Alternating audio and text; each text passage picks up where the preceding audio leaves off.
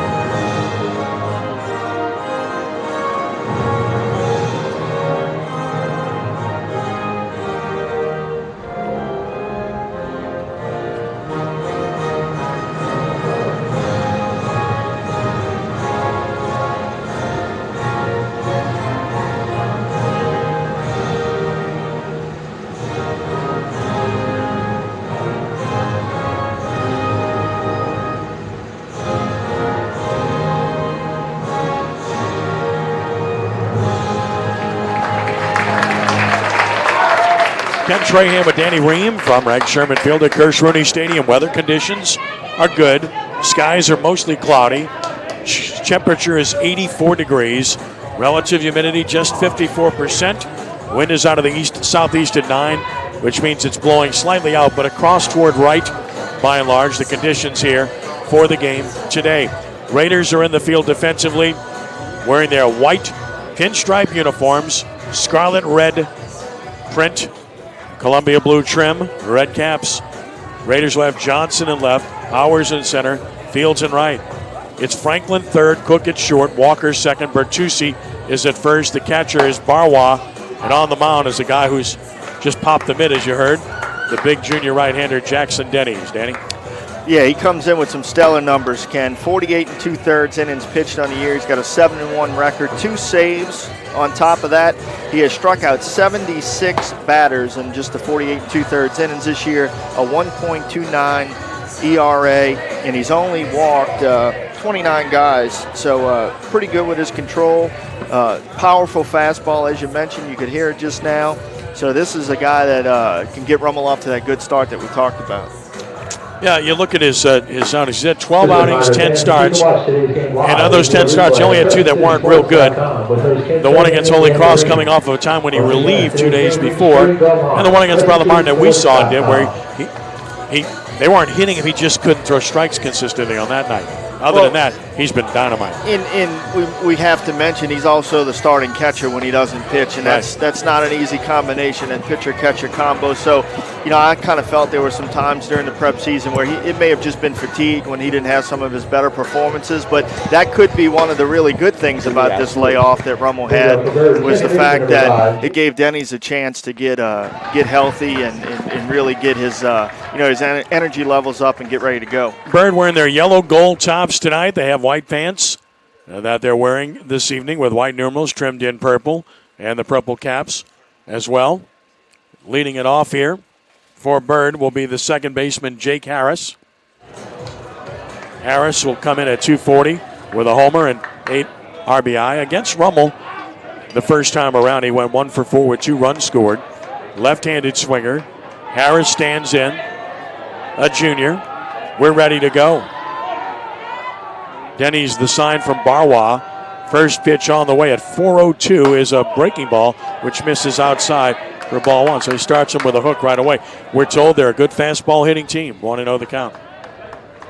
Well, we might see Coach Monica, who calls pitches, throwing some of these guys backwards, as you just saw, starting with the breaking stuff and working into the fastball. But that only works if you have command of both pitches. 2-0 to Harris. And way high. So 3 balls and no strikes to the leadoff hitter here for Byrd. Barham and Joyner will follow. Deep breath, settle in, get a strike in there, and get yourself going right here if you're Jackson Denny's. Has to throw a strike on 3-0 and cannot. 4-pitch walk to Harris. Speed aboard with nobody out. Tried to place that fastball there. It just did not look fluid in his motion. He was trying to place it in the strike zone, and that doesn't usually work too well, and there's ball 4. Charlie Barham, their star, will bat here. Left-handed hitter, boy, this guy can play. 437, no homers, 17 driven in, 2 for 4 against Rummel in the first matchup. Fullback for the Byrd football team as well. Just an all-around good player, good athlete. Stretch Denny's pitch on the way. There's a good fastball, and it's 0-1. So gets his first one in the zone. Raiders will look for the double play ball. Shade Barham slightly to the off field here. Harris with a lead. Off speed away, it's 1-1. When Denny's is on, he's got that breaking ball in his arsenal. And when he's got that breaking ball to go with the fastball, which will touch 87, 85 to 87 consistently, he's really good. 1-1. Threw it by him, it's 1-2, good pitch. There it is, and he's in the stretch now. Sometimes it's a little simpler. Just basically come set, kick and pitch, and it obviously shuts down on the movement of the windup. So sometimes guys feel more comfortable in the stretch, and he's just got to get himself going. That's the biggest thing. It's been a long layoff. 1 ball and 2 strikes. Runner at first, just underway here, top of the first. And the runner bluffed and a foul over toward the Byrd dugout. Tardy, but stays alive at 1-2.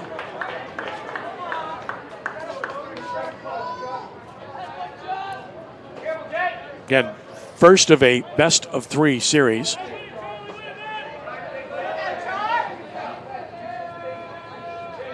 Between these two teams. 1 ball and 2 strikes.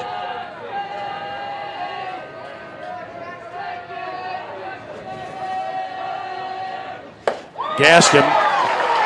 Well, you climb the ladder there. You're not going to catch up to that. No, you're not going to catch up to that good fastball that Denny's has up in the zone there. And that was important for him just to get that strike out there, settle in the game. This is all about him getting loose, getting settled, picking up where they left off at the end of the year. Here's Cole Joyner at 301, a homer with 33 driven in. Tops on the Byrd squad.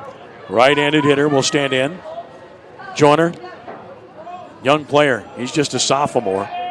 5'9", 164. Good fastball. I think you're right, Danny. Since he's gone into the stretch, he's looked a lot better.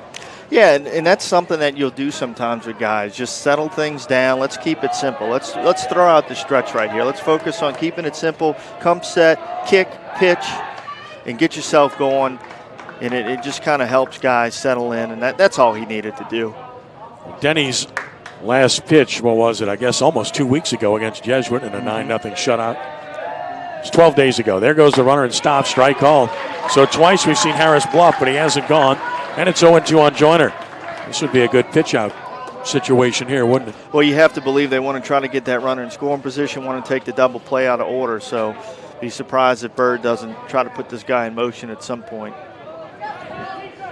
Harris away from first, held on by Bertuzzi. Denny's delivers, runner goes, pitches high. Throw by Barwa is there, and he is out at second base. You called it. Barwa guns down Harris. Cook takes the throw, slaps the tag on him for out number 2. Good pitch to throw on. Barwa did a nice job. It was a fastball elevated. You know, the hitter just took the pitch and allowed him to really do a good job of getting the baseball, get rid of it quickly. Nice execution there on the Rummel infield. 1-2 the count. Now you bring the breaking ball back into play if you're Denny's. With the runner erased on 1-2, here it is. And there's the breaking ball, but he didn't get around it at all. You can see him kind of drop his shoulder a little bit. That's why that pitch elevated and didn't do much. 2-2.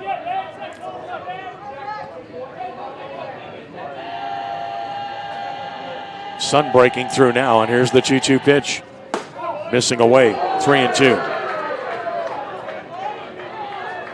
And for Denny's, it's one of those situations where maybe you get through the first inning and you get sharper. Payoff pitch on the way. Ball 4, so 2 walks in the inning. Not sharp here. This is kind of what we saw in the Brother Martin game, where he scuffled with his command. But again, that's been the exception. Yeah, because he's been exceptional this year. And a lot of times, against a good arm, you got to get them early. You got to get them in the first or second inning, because once they settle in and they get going, they get even better as the game goes. Just because, Skip Burtman used to talk about the inevitable 2 in the first inning. It was hard to keep good teams from scoring a couple runs because of all the different variables, and one of them is obviously the pitcher making sure that he's loose, getting used to the zone that the umpire is going to have, getting feel for his pitches and different things that happen early in the game. So a lot of times against a good pitcher, you need to get him early. If not, it only gets tougher as it goes. So hopefully Denny's will settle in here and have a better game once he gets out of this first inning. Mitchell Ramsey, courtesy runner. Julian De Leon bats, and there's a wild pitch. Now the runner in the scoring position with 2 outs, so the struggles continue for Jackson here in the first inning. And you got De Leon, who's driven in 31. What a year he's had, 383. With 3 homers, 31 driven, and he was 1 for 3 against Rummel the first time. And Ron Franklin, a senior visit to the mound there with the junior Denny's. Franklin, one of the few seniors Rummel has. Stephen Powers would be another, the center fielder. But it's a young Rummel team, Danny. Yeah, it is. They've got a lot of good players coming back. So, Coach Casio will come in starting in the summer, and he'll have a good crop of Raiders to work with when he takes over, and Nick Monica moves on to the head football role. And another ball, so it's 2-0. He is really struggling to throw strikes. Only 5 strikes thrown in the inning thus far. So not what Nick Monica hoped to see early, but not totally unexpected. You can simulate games and everything else. It's not the same. But when you haven't played in 12 days, 2-0 the count. Stretch and the pitch. Got that one over. It's 2-1. On the one hand, you want the double bye, get you next round, and you're at home. On the other hand, you like to play.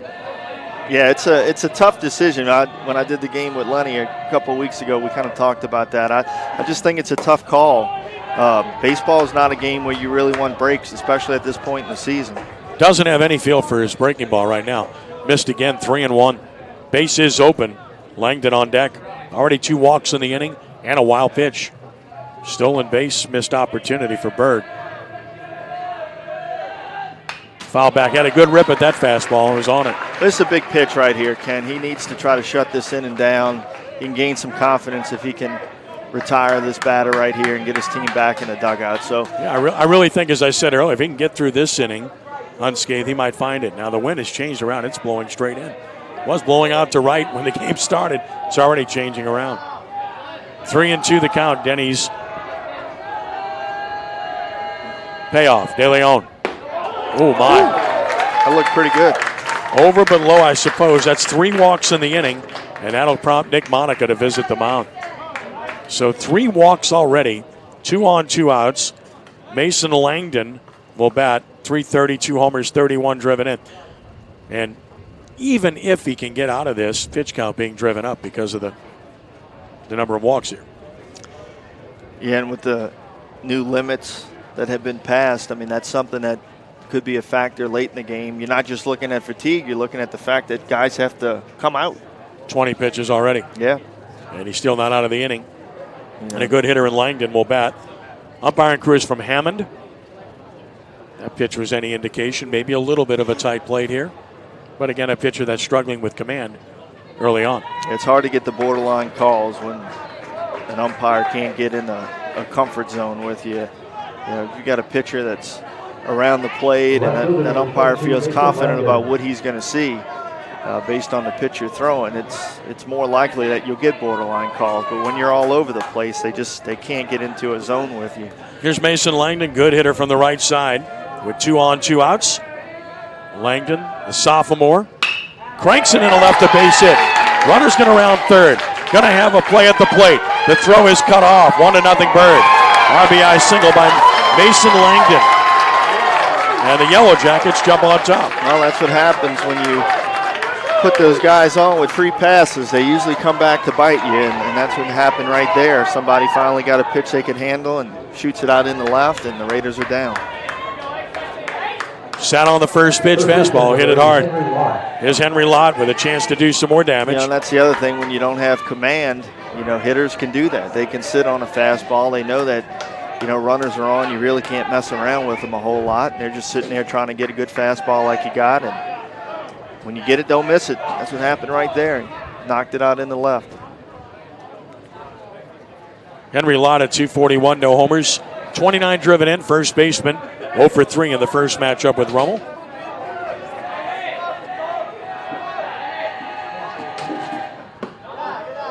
Down for ball 1.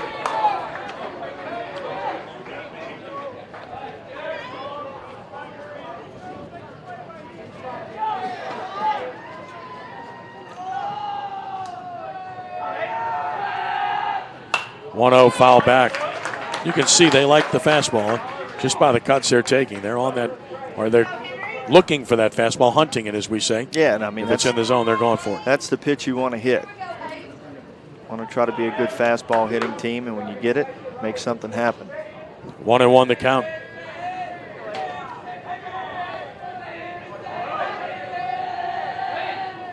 Off speed, got a strike that time off.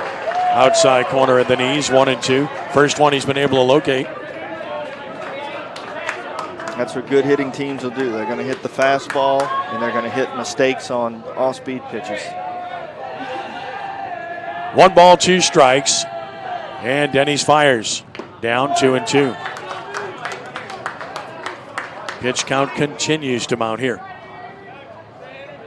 Say that because in a best-of-3 series, it's imperative to get your starter deep into the game, or you're tapping into your pitching in game 1, and that's going to be a major disadvantage. 2 balls, 2 strikes. And now 3-2. He just doesn't have command, Danny. No, he doesn't. He doesn't have a feel. Now the runners are off with the pitch. Big opportunity for the Yellow Jackets here as Lott stands in.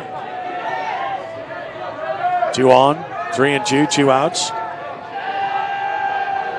Runners take off, and he just had a little bit of a defensive swing and fouled it back to stay alive, as good hitters will do. Just see another pitch.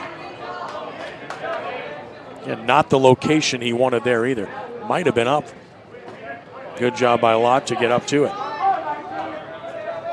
Sun has broken through here. It's a sunny afternoon now in Lakeview, at Kirsch-Rooney Stadium. Another payoff. Popped him out of play. We'll see another. Good at bat by Lott. He's about to see pitch number 8. Yeah, that's huge considering the amount of pitches that they're forcing Denny's to throw in this inning. I mean, it's almost impossible at this point for him to go a complete game. Well, you just can't walk people and expect to be in a situation where the outcome's going to be good. His job here is to limit the damage, but the pitch count will be high regardless. Another payoff pitch from Denny's to Lott. Stepped out, got time called. A good thing for Rummel that he did, because that was ball 4, right? Of course, you don't know how much he was distracted by that in the delivery, but you're right. Lott stands off the plate from the left side. Runners go. Popped him up, mile high, foul, and this was going to be out of play as well. Just over the fence, and yet another pitch. 9th of the at-bat. These kind of at-bats go a long way toward winning games. Oh, it's huge. It's huge. I mean, it's something that you preach to your club, is that we want to get the opposing pitcher's pitch count as high as possible, as quick as possible, knowing that that's going to probably force them into their bullpen later in the game. This will be his 30th pitch of the inning. To that point, he's still not out of it. And still not out of it as he walks his 4th man of the inning. And at this point, Nick Monica's got to be thinking, what is my next option? I mean, 4 walks in the inning. The only reason Rummel's in the position they're in right now is they caught stealing. Bases loaded, 2 outs, and Matt Randall will bat. If that doesn't happen, where are you? No, and Barwa to the mound. Trying to find his way through this inning is Denny's. He's a much better pitcher than this for those watching. Again, the numbers don't lie. He's had a terrific season. Now Randall, third baseman at 260, no homers, 18 driven in.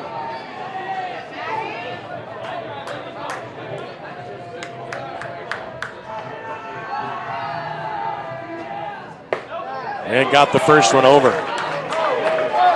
Something he has not been able to do, throw strike 1. Well, that's huge, because, I mean, that's the way you want to get things started against any hitter, is, throw that first strike, and it allows you to do a lot of different things. Now 0-2. First time he's really been in command of a count. Well, if he can get out of here just giving up 1, it's not the end of the world, other than obviously the pitch count being as high as it is this early is concerning. Bases loaded, 2 outs. 0-2 the count on Randall. 7th batter to hit in the inning. Then he's operating from the full windup. 1-2. Not a bad idea to try to go upstairs. That went a little bit too high to get the hitter to offer, though.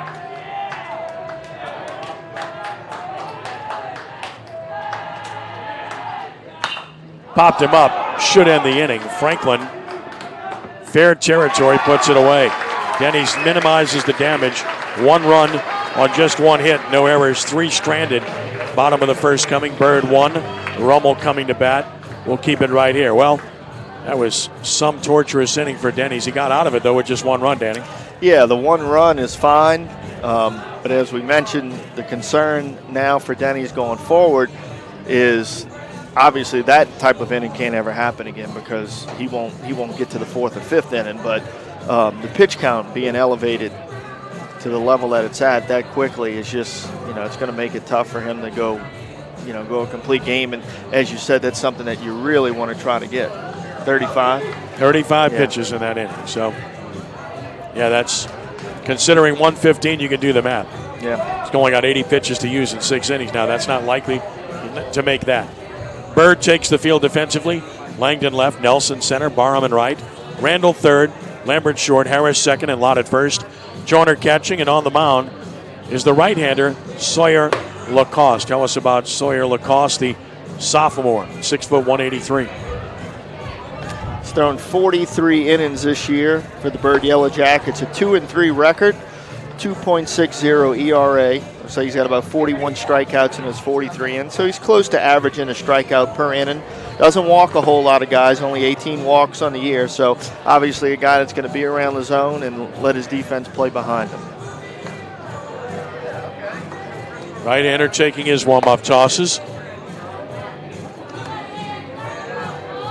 Beautiful day here at Crescent. What a gorgeous baseball-like day. It's starting to feel like summertime. The heat's kicking up, and teams are in the state playoffs. It doesn't get any better for a high school athlete than this time of the year playing ball in these atmospheres and these conditions. McCaw's finishing his warm-up tosses. It will be Lance Johnson, Cade Rivera, and Ron Franklin for Rummel here in the bottom of the first inning. Pretty interesting comparison numbers-wise. Byrd a 289 hitting team, Rummel 284. They're similar, both good hitting teams. The pitching is supposed to be a little bit of a different. Rummel at 285, 2.85. Byrd at 3.59 ERA as a team. Denny's with. I mean, when you walk 4 guys in an inning and you only give up 1 run. Yeah, you've got to feel pretty lucky about that. You know, when you get back to the dugout. 4 walks and a wild pitch.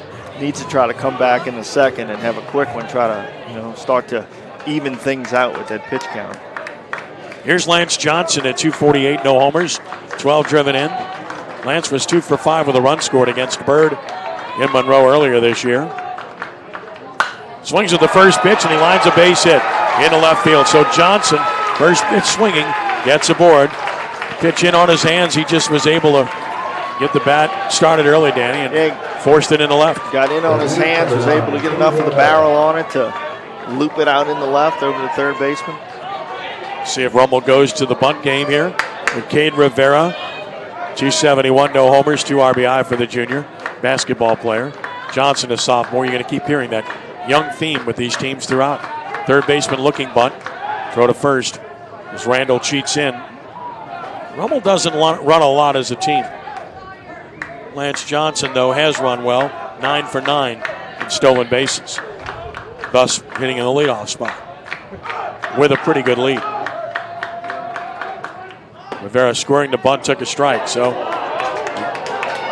not what you want to do when you're squaring the bunt. You don't want to take a strike. Of course, that was a breaking ball borderline up, and he didn't think he could get on top of it to get the bunt down. 0-1 the count. Again, Johnson with a good lead. Draws a throw. They can spot that too. You get that foot out to that grass cutout, that is a good lead. And he had his front foot at that grass cutout. That's what you always look for on this field. This time, not quite as far. Long look and the pitch. Not bunting, and he took another strike. So he's taken 2 breaking balls, and he's 0-2. Big hitting room through the right side. Now 0-2, you know he's likely swinging. Outfield has him straight up. He's straight up all around defensively. Double play depth for Byrd.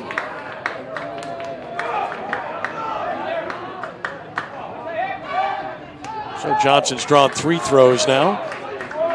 This is not basketball. I did not say free throws. I said 3 throws.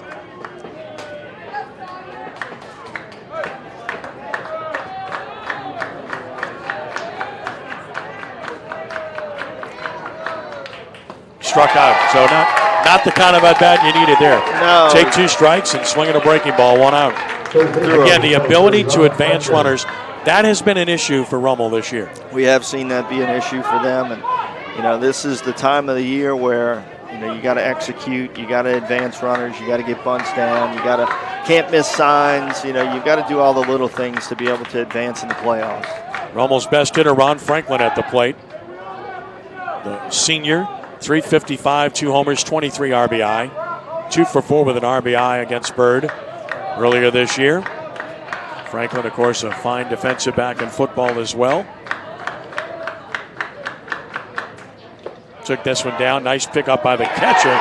Snap throw to first, and Johnson just back in. Lott with the tag as the throw behind him by Joyner. Joyner's arm action there a little bit too long. If he would have got that down to first a little quicker, that could have been a lot tighter.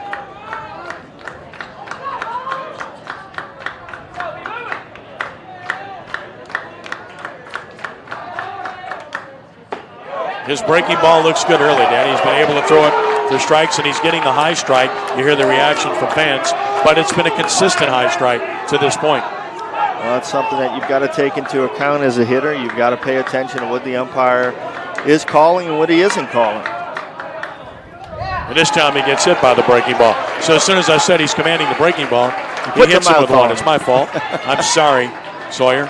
2 on, 1 out. Kyle Walker will bat. Walker, the talented sophomore, 330, no homers, 22 driven in. 1 for 4 with 2 runs scored in game 1 against Byrd. Good hitter. Good speed aboard for Rummel. Johnson second, Franklin first with 1 out. They'll shade Walker a little bit to pull, unlike the other hitters. That's a strike. There's that breaking ball. Yeah, he's got the high strike again on the breaking ball. And that's really tough when an umpire is giving that high breaking ball, because it's just a tough pitch for a hitter to pull the trigger on. Most of the time, it's not really a strike. It's breaking past the hitter, and it's really tough for a hitter to swing at that. Another good pitch. See, that's crossing the hitter out of the zone, and man, that's really not a pitch at this level that should be called. Walker in the hole 0-2 has to protect now. And that's to Walker. I mean, that's looking a few inches below his chin when that's crossing him. Number toward first. It is a foul ball. Pitcher came up with it right as Walker was running into it. But it is foul. Holding it 0-2.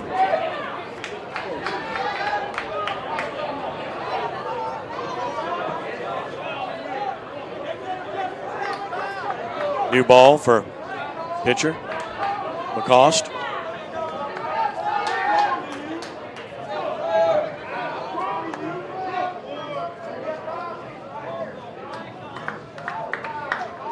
Walker back in. See nothing but breaking balls to this point.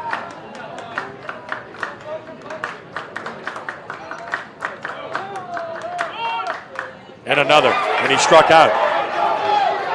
Where are you going? I don't know, 2 outs. So nothing but breaking balls. They handle Walker. Second strikeout for Lacoste. Chandler Fields bats with 2 outs. Lacoste for Byrd went slower and slower. Just kept pulling the string, throwing that breaking ball, getting the high strike call, and they just kept at it. Well, they have seen each other before, Danny, so there's some familiarity in terms of how to approach hitters, right? Yes, Chandler Fields. 333, a homer, 23 driven in. Chandler calls time, and everything is soft thus far. Another breaking ball there before time was given. Fields was 1 for 3 with 2 RBI. So if you're Rummel, you've got to make the adjustment. Yeah. What's the adjustment? Keep your hands back. Yeah, you got to sit. Let that pitch get in there. I mean, if you can stay back, I mean, they could do some damage to these high, slow breaking balls. There's another. That's in there. That was more down and a good pitch, 0-1. They're taking these breaking balls early on and falling behind in the count. Unlike Denny's, Lacoste has gotten ahead of every hitter.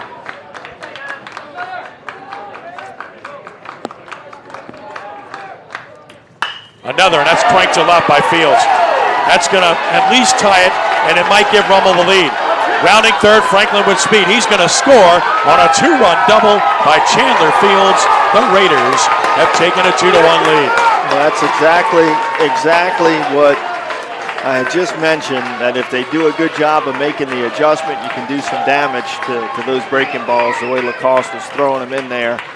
And Fields obviously made the adjustment and then rifles that one down the left field line to score 2. So a big 2-out hit for Rummel as they claim the lead here in the bottom of the first. That's what they've been doing a lot, playing well late in the season, scoring a ton of runs with 2 outs. Tyler Cook bats. Raider shortstop, the sophomore, 272, no homers, 16 driven in.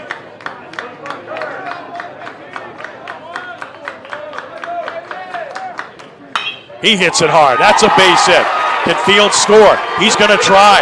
Here's the throw. It is cut off. RBI single, Tyler Cook, and it's a 3-1 ball game. Yeah, Rummel, nice job there. Really aggressive on the bases like you need to be there with 2 outs. Left fielder, Langdon for Byrd, caught it flat-footed, didn't have any momentum into the catch. So they decided to send the runner, and that's a big 3rd run. 3-spot now, a big type inning for Rummel. And a good answer for the Raiders. Now Jackson Denny's can help himself. Jay Hodges, third base coach for the Raiders, did a good job there staying on that one and noticing that left fielder did not have any momentum. Caught it a little awkwardly out there in left field and kept the speedy runner Fields chugging for home plate. Jackson Denny's, 275, a homer, 25 driven in. He swings and pops it up right side. That ball is slicing foul. Right fielder had a long run. He'll never get there because he had Denny's played around the other way. 0-1. 3 runs home, and of course, all of the damage done with 2 outs. That has been, as I mentioned, a familiar theme for Rummel late in the season. They have been getting big 2-out hit after big 2-out hit. Jackson will stand back in. Takes a deep breath. Ready to work. Raider pitcher. Cook at first. Denny's again to right. Foul. 0-2. A little inside out. I don't know if he's late, but he's just a little inside out there. 0-2 the count.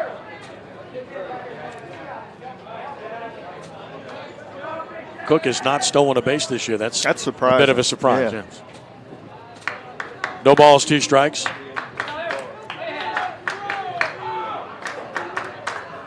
From the belt to the plate. Bounced it. Runner breaks for second. They've got a chance. He's out. So the inning ends on a 1-6 putout. In the inning, Rummel gets 3 runs, and they do it on 3 hits. Nobody left after 1. The Raiders 3, and the Yellow Jackets 1. Back in a moment here at CrescentCitySports.com.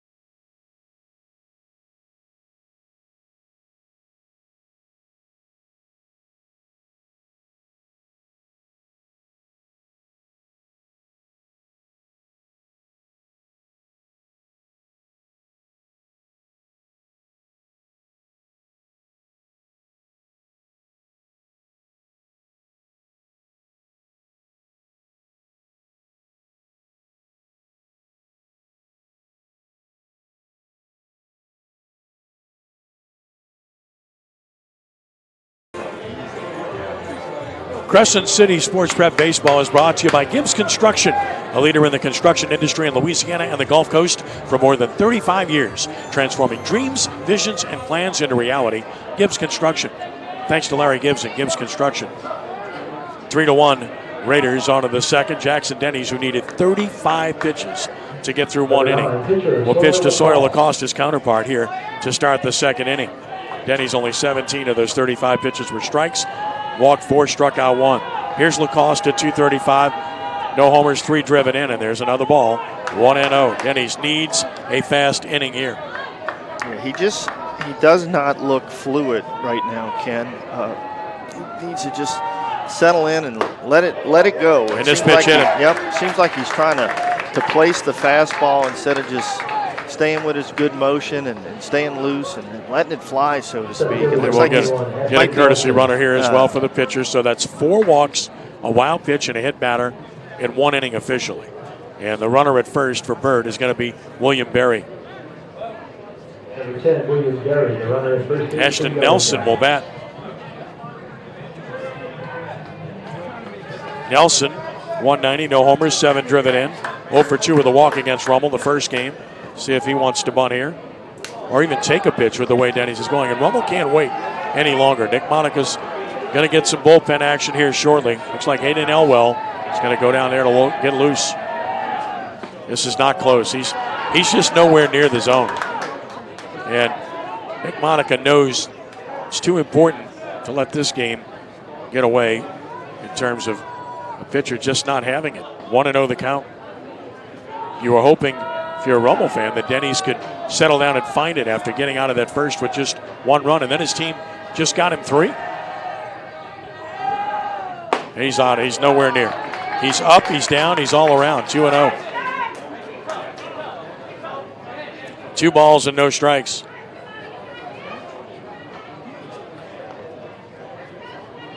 Elwell is loosening, and wisely Cook comes in to try to buy a little time for his bullpen pitcher. 2-0 the count on Nelson. Like I said, no need to bunt. Take a pitch. You got to make him throw one, don't you? I would think that if you're not definitely taking, you're staying extremely disciplined here. That's not close. 3-0. Top of the order on deck.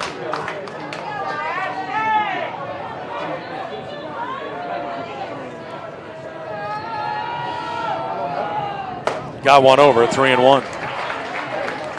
We've seen him plenty of times this year. He's been really good. If you haven't seen him before, this is not what we're accustomed to seeing from the junior. Throws to first to drive the runner back and almost threw that away.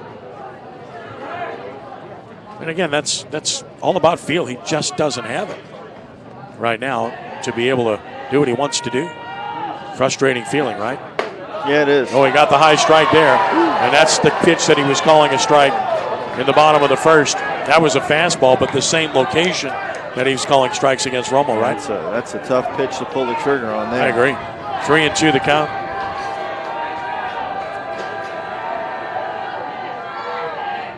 Fouled it back, stays alive. Able to force him to throw another, and that's what Byrd has been able to do in this game, just continuing to extend Denny's. 3-2 the count.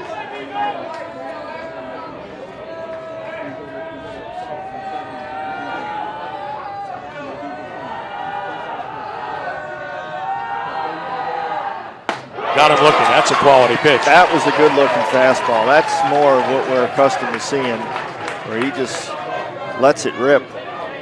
Strikeout number 2 for Denny's. Now you turn the order over Jake Harris, who walked his first time. And remember, he was out stealing, which turned out to be a big play. Took Byrd out of what could have been a big inning.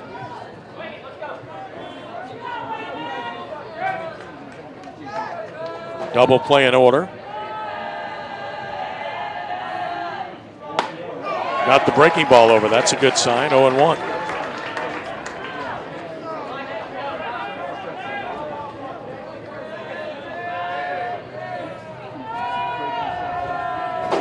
Runner goes. Pitch is foul back to the screen on a hit and run. No balls and 2 strikes. Nelson back to first.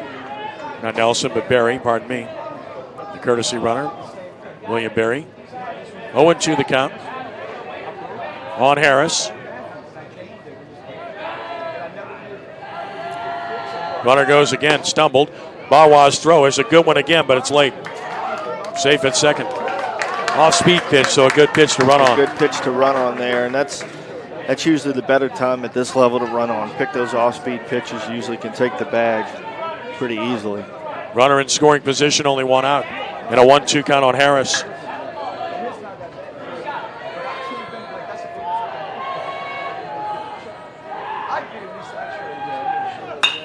Jam shot, Franklin for the catch. Good pitch by Denny's. Wooden bats, that thing splintered, right? Oh yeah, million pieces. Charlie Barham bats, struck out swinging in the first. Came in at 437 to Sports Star. The senior Barham in from the left side.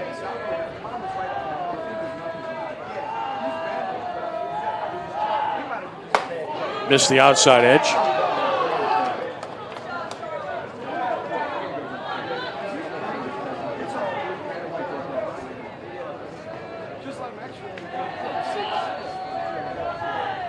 And now 2-0.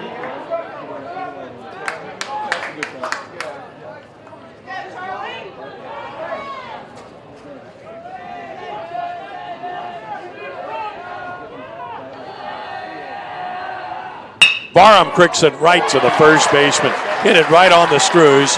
Right to Bertuzzi. Inning over. No runs, no hits, or runner stranded. Byrd has left 4. Bottom of the second coming. 3-1 Archbishop Rummel. Back in a moment here at CrescentCitySports.com.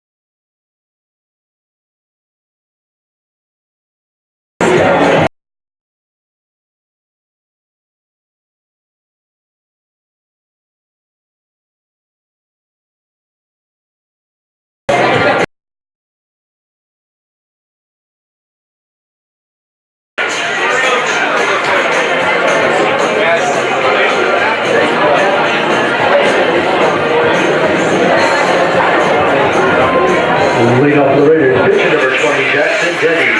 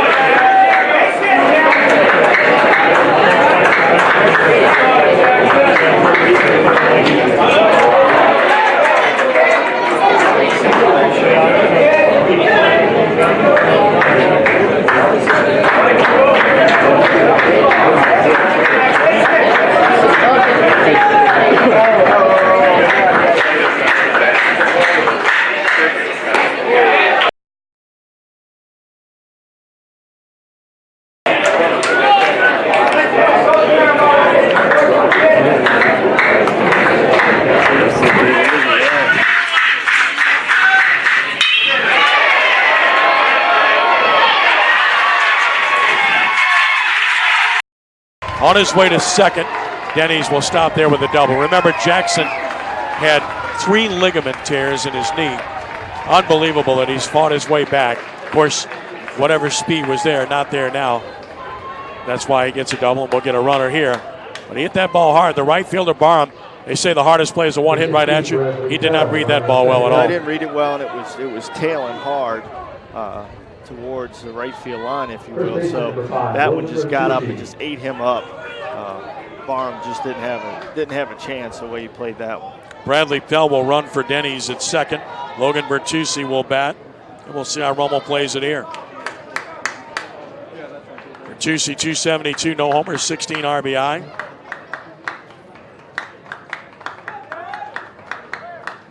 way high. Bertucci had a game-winning hit and an extra inning win over Jesuit here at Kershrooney. Another sophomore for Rummel.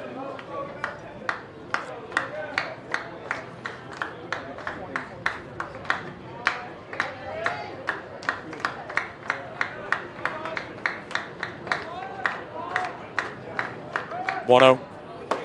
Got the inside edge, 1-1. Oh boy, I mean, it's just turned out to be a glorious day here. Started off cloudy. Now it's perfectly sunny.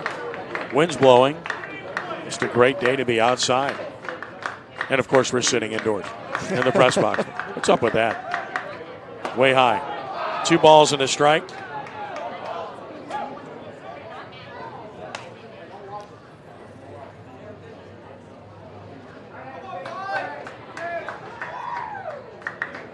Bertucci will settle back in. 16 RBI.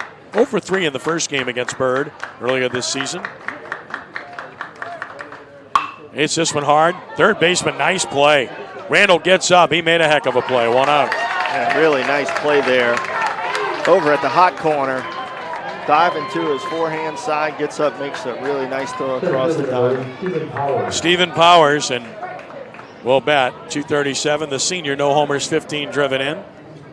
0 for 3 with a run scored in game 1 earlier this year against Byrd.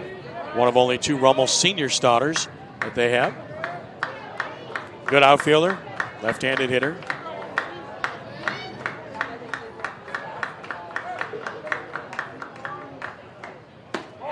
Ball outside. Now the slow breaking ball is going to look a lot different to a left-handed batter, right? Yeah, it's going to kind of sit out over the plate. I think they have to probably work the fastball more against the left-handers than they are against these right-handed hitters. Yeah, the only 2 lefties in the lineup are Powers and Rivera. Inside outs it to the screen. It's 1-1. Fastball, as you suggested, got in on his hands.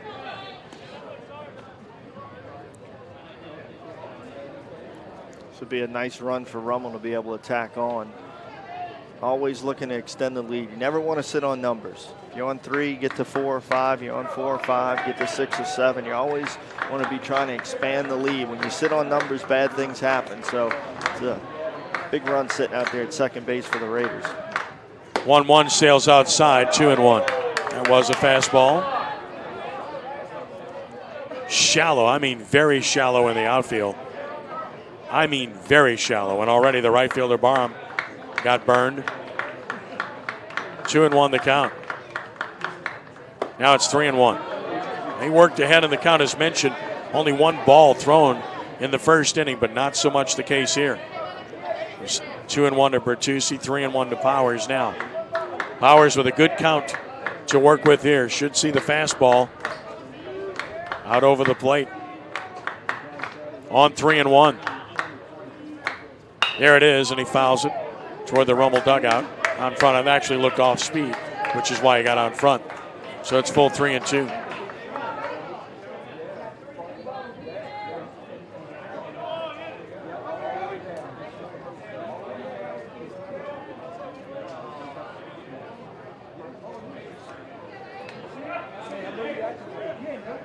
Lacoste with the payoff. Fly ball, very high and playable to left. Langdon had him played perfectly. 2 outs. So again, Rummel unable to get a runner advanced when they get that runner to second with nobody out. And again, the little things in baseball. They hit their way to 3 runs in the first. And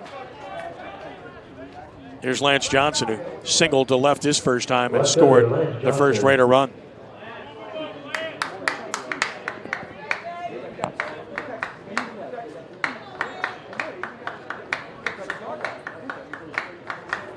Lacoste taking a lot of time, stretching.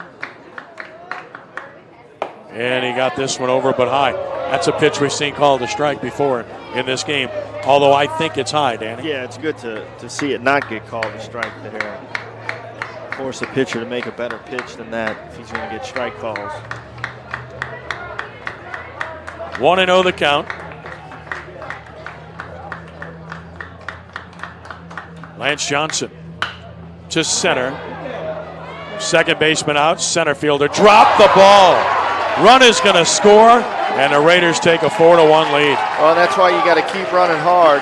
Pell started to slow down a little bit as if that was a guaranteed catch. You never, ever know. You got to keep on trucking. And that's a big break there. It's a good tack-on run. Critical error there.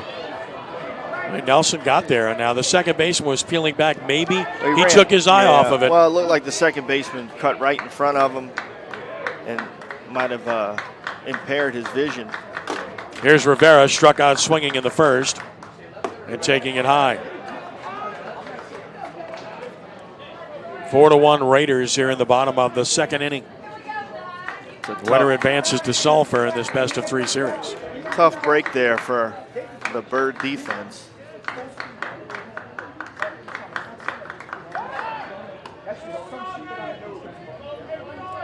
Chasing the runner Johnson back. As mentioned, 9 for 9 in the stolen base department this year.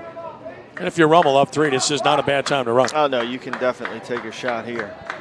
Catcher's already shown you he can throw. Kind of on house money after that missed pop-up. Chase the breaking ball. 1-1.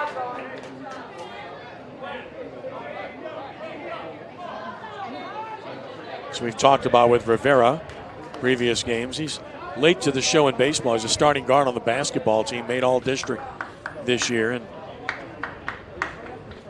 tough to go right from basketball into baseball and play an important role on this team, and he is, as he did last year. 1-1 the count. Runner goes, pitch down, he'll steal it. Pitch in the dirt, so Johnson's 10 for 10 in stolen bases. It's good baseball, up by 3. Yeah, and then, you know, you want to get that guy in a scoring position with 2 outs, so a big 2-out clutch type hit can score you another run there. And the fact that Byrd just dropped the pop-up, allowing you to score run number 4, and this guy to get on base, hey, if you run into an out, you run into an out. You've already kind of had a gift in this inning.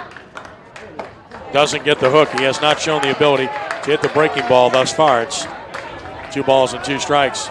Just shorten up a little bit here, try to see if he can just poke one through. Base hit ought to be able to score the run with 2 outs, 2 strikes, so he's going to be going on the swing. On 2-2, got to figure it's a breaking ball, right? It is, and he chased it. Catcher will pick it up on the bounce and throw him out. So, inning over, a run on a hit, an error with 1 left. 1 stranded for the Raiders after 2. Rummel 4 and Byrd 1. Back in a moment here at CrescentCitySports.com.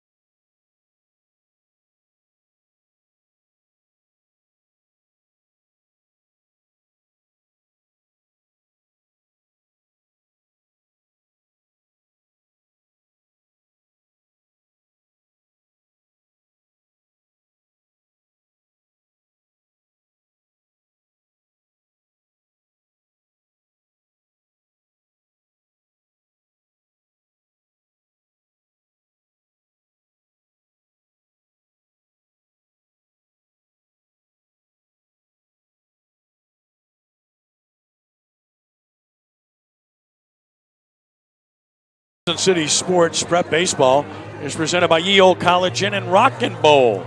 College Inn, a true New Orleans farm-to-table restaurant, open Tuesday through Saturday for dinner, and the home of the New Orleans Prep Sports Hall of Fame. Thanks to Ye Olde College Inn and Rockin' Bowl for supporting prep baseball here at CrescentCitySports.com. 4-1 Rummel as we go to the third. Game 1, best of 3. Cole Joyner leads it off, walked, and courtesy runner scored in his spot back in the first inning. Denny's making his 52nd pitch is high. So that's 53, Danny. Bullpen will get busy again. Yeah, really high pitch totals just for starting your third inning. High again, 2-0. And if you're Byrd, you should be in a take mode, right? Get him out of there. You know, you're down 4-1, yeah, so you're trying to get to somebody else and trying to work the counts. And now down, so 3-0, so nothing's changed. He's walked 4, he's hit a batter and had a wild pitch.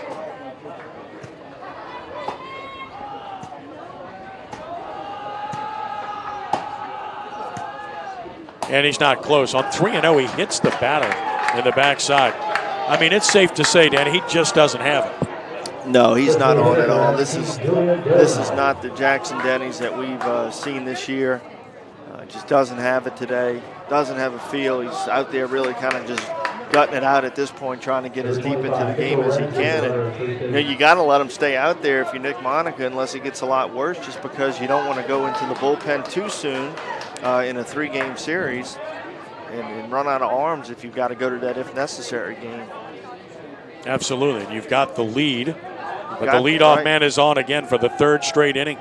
Julian De Leon walked his first time. And this is not even close. In the dirt, runner will advance to second on yet another wild pitch.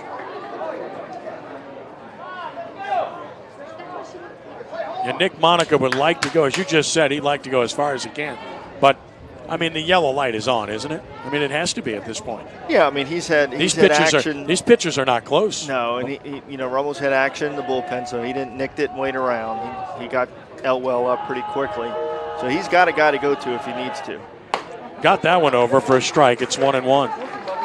That's one of the biggest things with your bullpen and with relief type guys is get them up, get them ready. Don't let the situation get bad and you don't have anybody around. Nick didn't do that. A ball and a strike. Off speed in the dirt again. As mentioned, when he's missing, it's by large margins, typically speaking. He just doesn't look comfortable. He doesn't look fluid. Looks like he's trying to place pitches, and it's never a good thing when a guy looks like that. 2 balls and a strike. Threw that one by him. That's the fastball that he can hump up on and get it by you. It's 2-2. Runner at second, nobody out here in the 3rd. Elwell throwing in the bullpen. Time called by the hitters. Denny stared down the runner quite a bit. Mitchell Ramsey running again, as he did in the first, and scored their only run.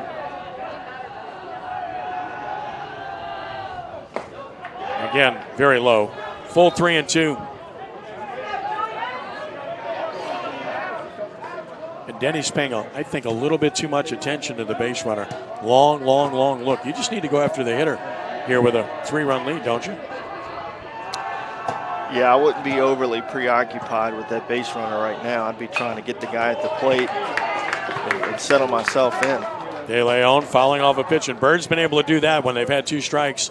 They've been able to foul off some pitches and extend at bats and push that pitch count even higher.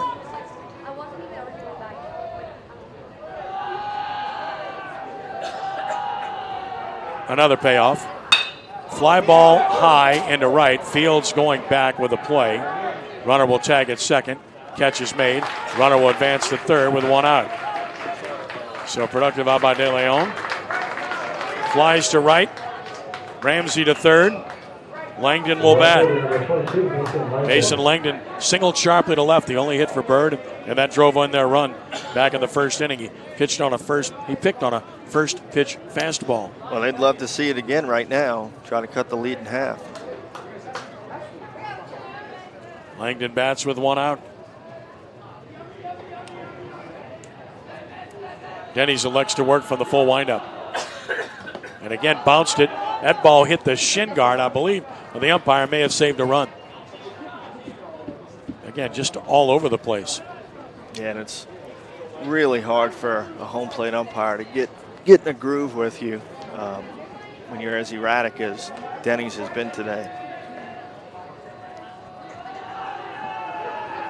Langdon waits. He's driven in 32 runs now.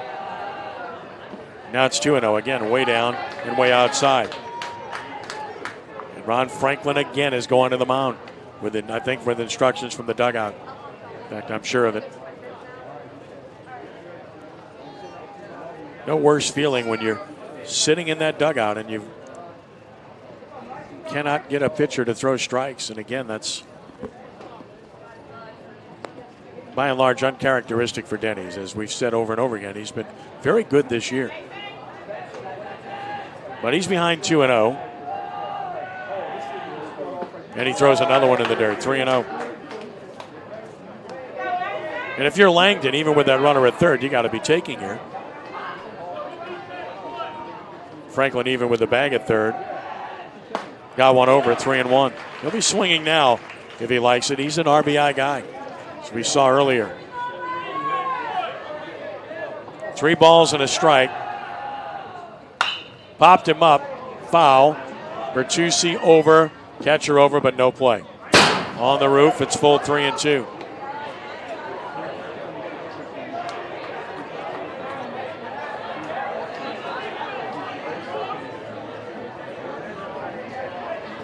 Then he's tugging at his elbow, tugging at his shirt, just trying to find the feel. 3-2 the count.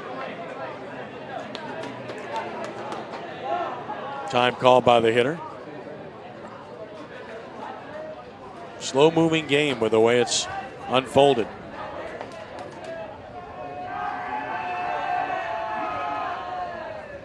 Struck him out swinging. That's a big strikeout for Denny's with a runner at third. That's what he's capable of doing. Got on top of that one. Really good pitch. 2 gone. And now Henry Lott, third strikeout for Denny's. Lott walked in the first inning. Franklin will stay in at third a little bit. Got to respect the bunt. Play the hitter slightly to hit the opposite way. Powers in center. And he bounced another one. Off speed, blocked by Barwa. 1-0. Got to give Barwa some credit at this point. He's really gotten a workout back there. He's saving runs back there right now. Tough on the catcher, too. Guys all over. That's a good pitch. 1-1.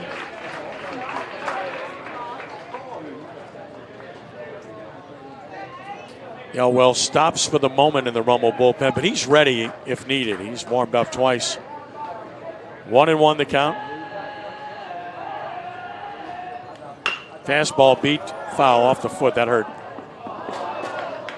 That hurt. 1-2. Trying to step it off. See a lot of those professional players wearing those shin guards that extend with the flap to the foot for that reason. The downside of that is it might inhibit your running ability a little bit. Yep. Yeah, this is a big spot here for Denny's because you don't want to give that run back. So if he can get out of here, put up another 0, he's just fighting through it for his team at this point. Straight up. There Should you end go. the inning. Fields sees it coming hard. He's there. He's got it. Denny's fights his way through it. No runs, no hits, 1 stranded, 5 left for Byrd. Bottom of the third coming, still 4-1. Rummel back in a moment at CrescentCitySports.com.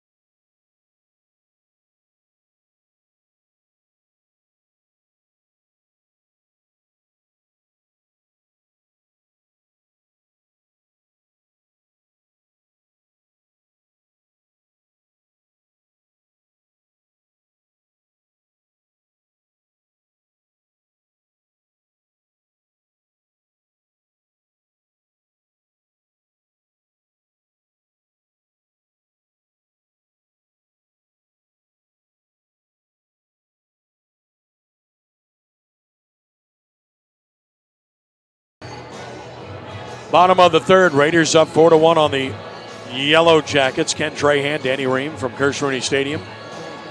Raiders are at the heart of the order. 3, 4, and 5. Ron Franklin, Kyle Walker, Chandler Fields in the third against Sawyer Lacoste.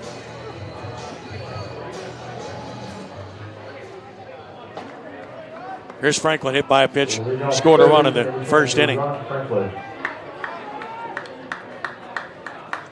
37th pitch of the game by Lacoste is a strike called. It's 0-1.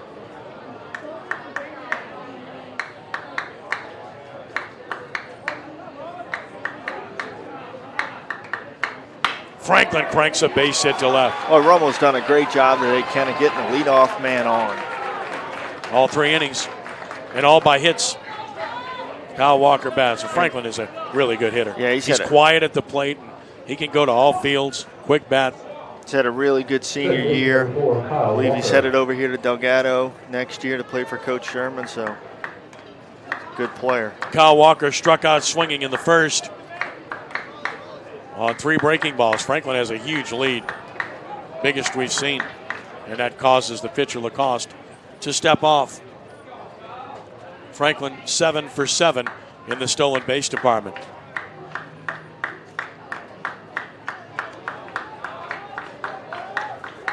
And I knew he was going to throw over, right? But back easily as Franklin.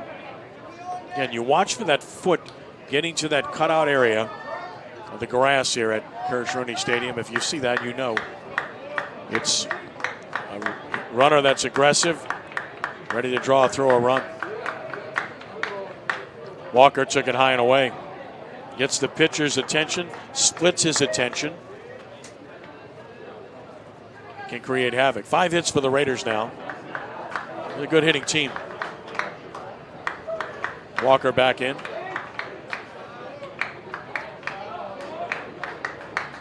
Stretch pitch. Down. 2-0. I said 2 Rummel senior starters. Actually, I have 3, of course. Chandler Fields, a quarterback who's heading to UL Lafayette on a football scholarship. And as I said all along, he's a really good baseball player. He could play this sport if he wanted to. 2-0 the count. Strike call, 2-1. But still a very good nucleus of young players that Rummel has. Will be back next year, including the preponderance of their primary pitchers, most importantly. 2-1 to Walker. Franklin is going. Pitch is swung on and missed. Stolen base. So Franklin now 8 for 8 in the stolen base department. Got to love that kind of baseball when you're up 3 by Nick Monica. Yeah, put your foot on the gas and keep at it. You know, keep trying to extend the lead. So now Franklin in scoring position, 2-2. Walker's got to adjust to the breaking ball. He's getting a steady dose of it. Hasn't handled it yet. He's going to have to make an adjustment. You know, when you hit third, you hit fourth, fifth in the middle of a good order. You know, you're going to see a lot of off-speed stuff. 2 balls and 2 strikes on Walker. Fly ball, short left field, should be handled. Langdon makes the catch, so no advance of the runner, 1 out. And what I mean by that is soft again, got him out in front. You're looking for productive outs when you have runners on base. You can hit behind a runner, move a runner. Even with an out, you can advance a runner, but not there. But he was unable to do anything with that pitch. It was down and in. Need Fields to hit another double right here. Fields doubled, home 2 runs, and scored a run with 2 outs in the first. Got 25 RBI now on the season. Fouls it to the screen. It's 0-1. It's only his 3rd double of the year. It was a big one. Good time to get it. Franklin away from second, held on by Harris. Again, Cost taking a lot of time. Time call. We've seen this really both ways with guys stepping out because pitchers are taking a lot of time typically because runners are on base and they're staring them down or trying to freeze them.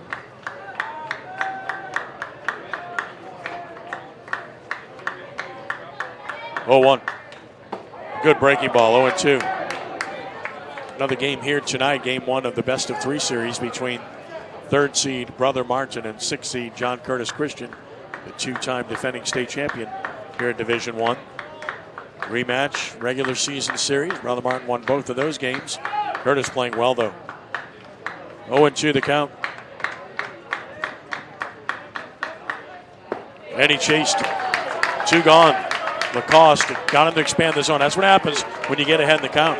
Yeah, you put that fastball out off the outer part of the plate. Fields chased it, swung through it, so that's a big out there. And the Raiders need Tyler Cook to come through here in the clutch. 2 out hits. That's what you need in the postseason. They need it right here if they can try to continue to extend that lead. Had a 2-out RBI single in the first, did Cook.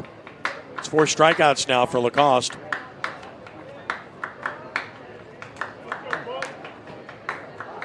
Check of Franklin. Tyler takes a strike.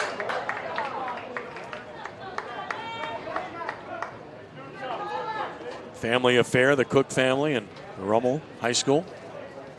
Brother Zach at Loyola now is a Rummel star. Did several of his games.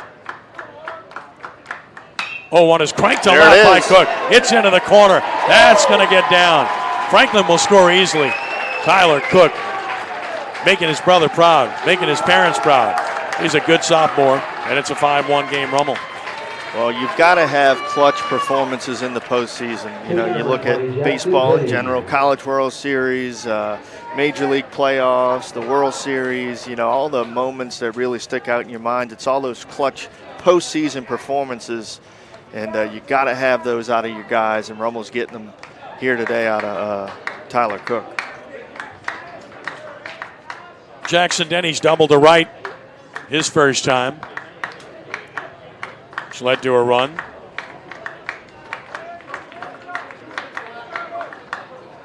Down a ball, 1-0, and I'm still a little bit surprised at how shallow they are in right and center. This is a big guy. They're getting beat pretty hard down the left field line too, so they're playing this big park kind of shallow, and you know, it may be that they're just not used to parks this big. Kirsch-Rooney is the real deal when it comes to dimensions. I mean, this is, you know, bigger than a lot of major league stadiums. 325 down the lines, 370 to the gaps, 400 or more to center.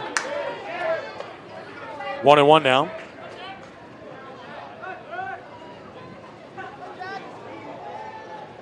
Denny's with 25 driven in on the season. Steps out.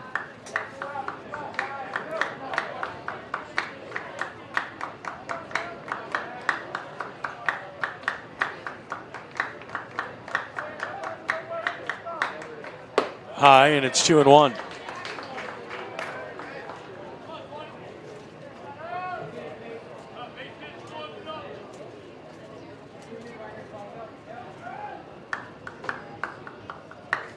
Well, Rummel's done a good job again, scoring in every frame. Always a good thing when you can do that. Denny's to third, wicked hop. Nice play, Randall throw across, low, save.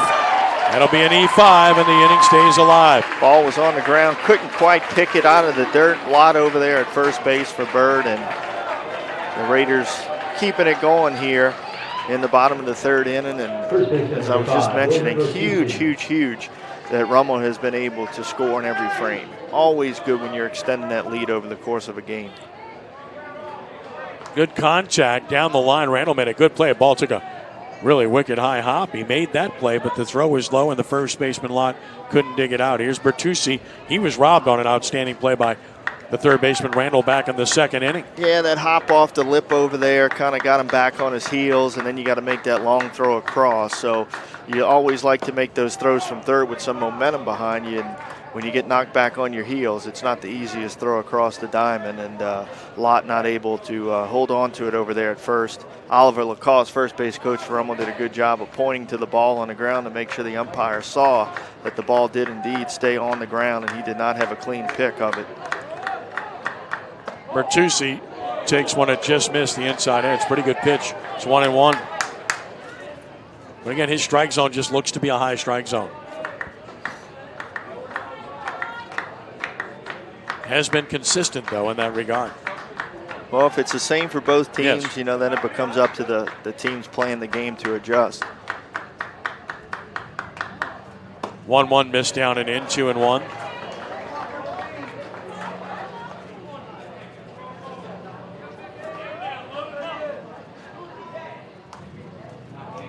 Bradley Pell running at first again.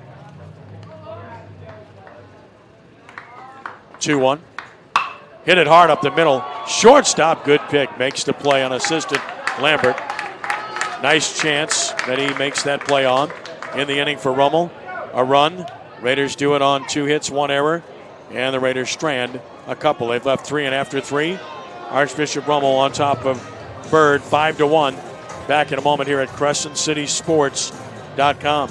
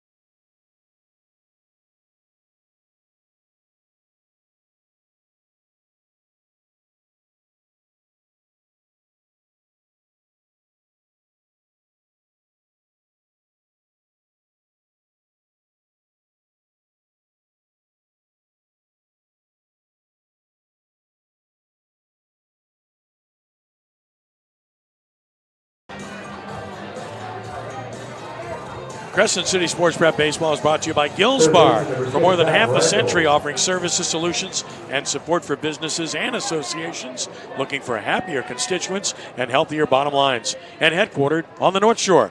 To learn more on how Gills Bar can help your business, visit gillsbar.com. 5-1 Rummel into the 4th. Denny's back to the mound, facing his Matt Randall to start the 4th. Look out. Up and in, ball 1. Denny's already 73 pitches in this game. And you got to give him credit. He just doesn't have it, but he has fought through 3 innings, allowing just 1 run to this point. 1-0. Out of play, it's 1-1. Randall popped to 3rd. Remember, that was with the bases loaded to end the 1st inning. A chance when Byrd had a real shot to open up this game early and did not do it. Yeah, getting out of that top of the 1st, just giving up 1 run was huge for Rummel. Popped and foul, good fastball. Running it in on him, 1-2. Fastball has life. It's just a matter of location for Denny's. A ball and 2 strikes.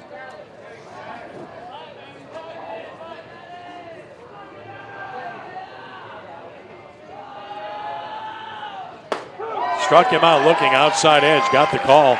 Denny's comes out of his cap and gets a strikeout. His 4th of the game for out number 1. Well, he's just got to try to keep that going. If he can, obviously not having one of his better starts, probably not feeling as comfortable as he wants to. If he can get you into the 5th or 6th inning, that would be tremendous. This is going to be a pinch hitter, it appears, for Byrd. Jack Walker is going to hit. So Jack Walker will pinch hit here for Lacoste, the pitcher. Pitch hitting for Byrd, number 12, Jack Walker. There's Jack Walker. Left-handed hitter. 308, no homers, 3 RBI for Walker.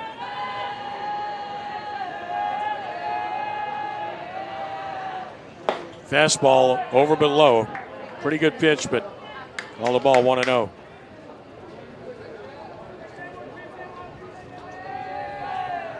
One-0 is up, so it's 2-0.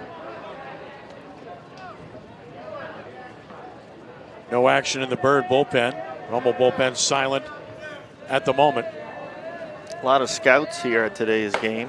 Strike call, and you wonder about that because Denny's is a prospect, and unfortunately he's not showing them his best today. 2-1. Got to see a bunch of them before the ball game started. Foul back to the screen, 2-2. Cal Benura from Loyola, Chris Prothro from South Alabama, Trey Sofio's out here from PBR. I've seen UNO, Rudy, Darrow out here, Southeastern's here. So a lot of college scouts watching these 2 ball clubs today. 2-2 the count on Jack Walker, pinch hitting. Just missed the outside edge, 3-2.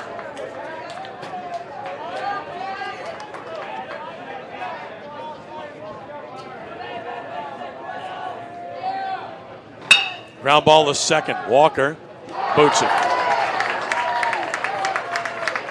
It's been an issue for Rummel. They've moved people around in their infield all year long. Well, you know, the sad part about that, really, not so much the error. It's a bad error, obviously, right at you. But, you know, Denny's is finally starting to settle in. He strikes a guy out. He gets a ground ball on the infield. And you want to play good defense and pick him up and try to get him going. And there goes your pitch count. So, and now Nelson will bat. Struck out looking in the second.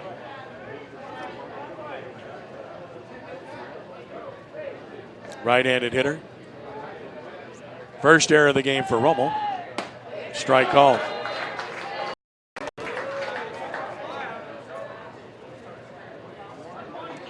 Two errors for Byrd in the game, one for Rummel now. 0-1 the count. There's a bunt toward third.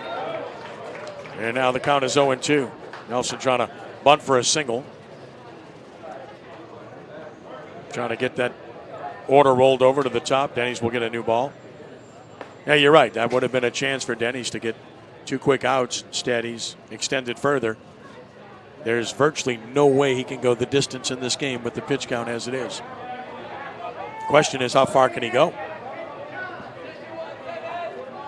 Over 80 now, with only 1 out in the 4th inning.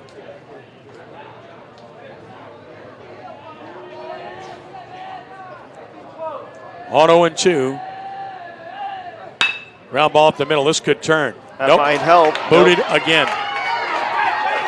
Infield defense for Rummel. Said it all year. It's been, if they have any real weakness or spot, they've moved everybody around on that infield, and it's continued to be a bit of an issue. Got to be so frustrating for Nick Monica. You finally get Denny's throwing a lot of strikes, rolling ground balls, and your middle infielders with back-to-back errors.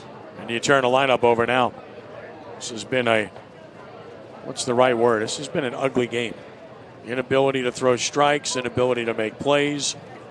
And now 2-on-1 out for Jake Harris, who's walked and popped to second. You start to feel like to get it out, you need a strikeout or a pop-up. Unfortunately.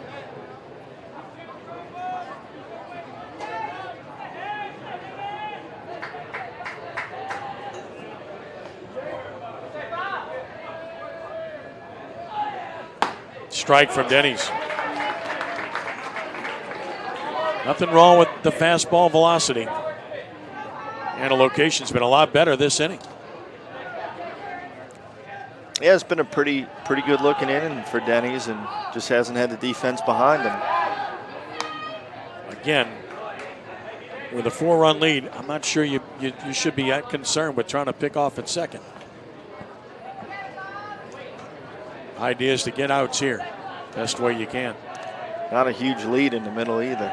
No, it's way high. Tried to go off speed and got under it again. You can see how his arm slot on that off-speed delivery is down. Doesn't have a feel for it at all. It's not, what I mean by that is he's 6'3", and you want to get over the top, snap that breaking ball, and he's not able to do it. Fastball's a good one, though. He's found the fastball. That's obvious. He's now getting on top of that, locating well. It's 1-2.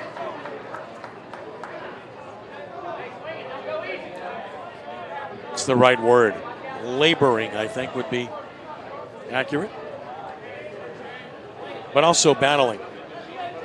He's competitor.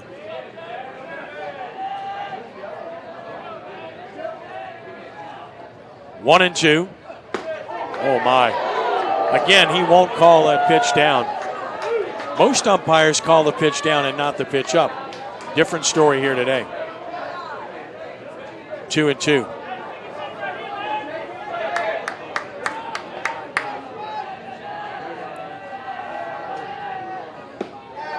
Similar pitch, 3-2. Denny's comes out of his cap again, and now another full count.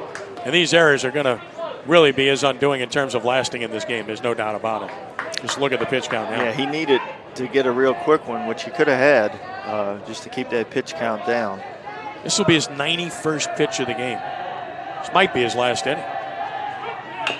And another foul. We'll see another pitch. And no matter who you see behind Denny's, it's not going to be the same quality of a pitcher, with all due respect, because they're not going to use Villa, their number 2 starter in this series. No, you're getting into the pen. You're getting into the bullpen, exactly what Byrd would want. Still 3-2 on Harris. And the bases are loaded with one out. On the 5th walk issued by Denny's, and their best hitter, Barham, is coming up. Was fanned, lined hard to first, right on a fastball. Well, back in the second inning. If Byrd's going to close the gap, if they're going to jump right back in the thick of this one, this is their spot. So, there's a little, battles within the war, so to speak. This is one of them right here that you need to keep an eye on. This is Byrd's chance to get right back in this thing. And they've got the hitter they want up there. And that'll get the Rummel bullpen busy again with Elwell, who's up for the 3rd time.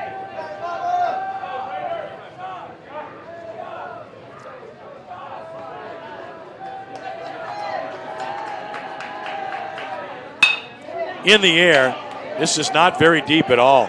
Johnson is under it. Now he's called off by Powers. It throws way wide. I know the center fielder's got to take control, but that was the left fielder's ball. I mean, that ball's right at Lance Johnson. That looked like it was straight out of Bad News Bears, huh? It really did. And then the throw.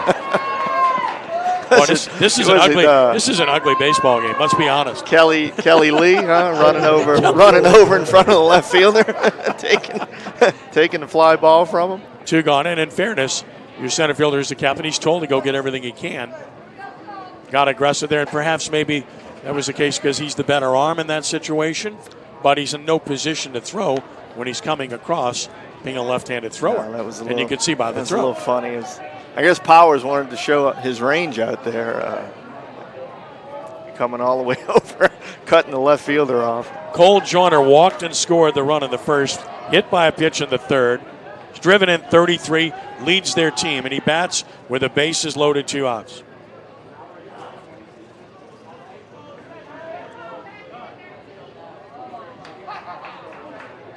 Catcher to the mound.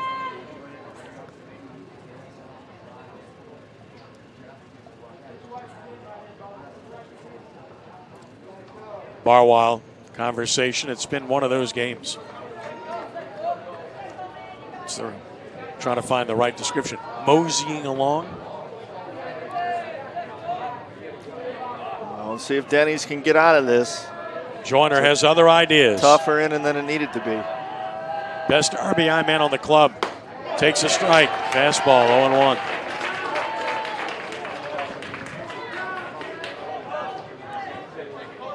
No balls and a strike. Ready now, Denny's. Pitch is on the way, and it's high. A ball and a strike.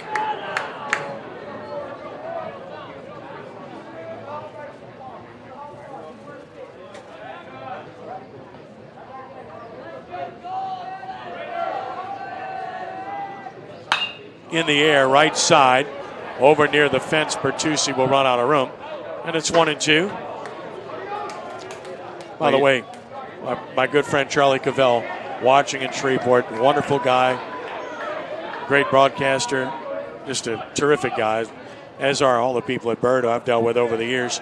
He's telling me that Jack Walker, who pinch hit, is Todd Walker's son, who we saw a few moments ago. Thank you, Charlie.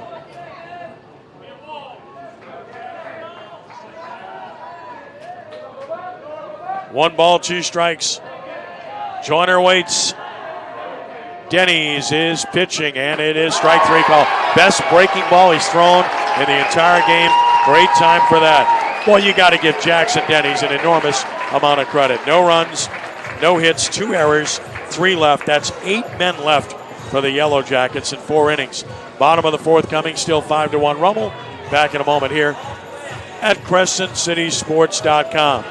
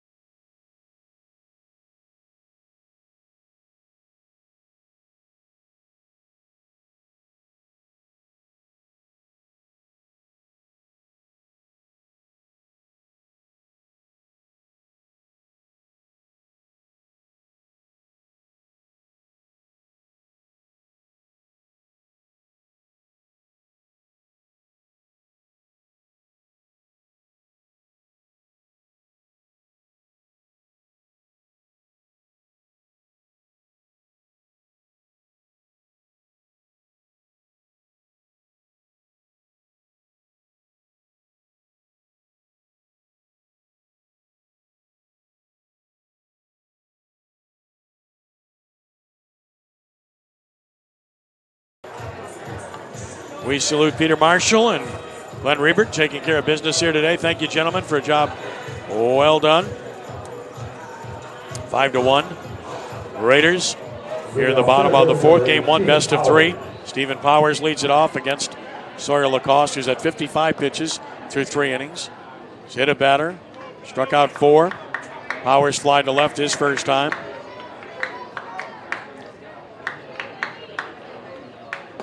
Down a ball. I would imagine Denny's would start the 5th, Danny, but he's at 97 pitches. Yeah, so that gives him 18 more pitches before he would hit the max on the high school pitch count. 1-0, checked his swing. Did he go? He did, and it's 1-1. Rummel's side didn't think so, but you got a 3-man crew in the playoffs, unlike in the regular season, which benefits everyone greatly. Third base umpire has a good view of that. 1-1. Bounced it 2-1.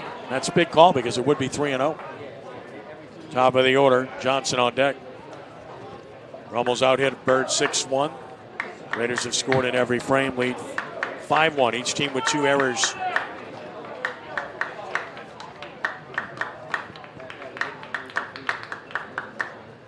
Strike call, 2-2.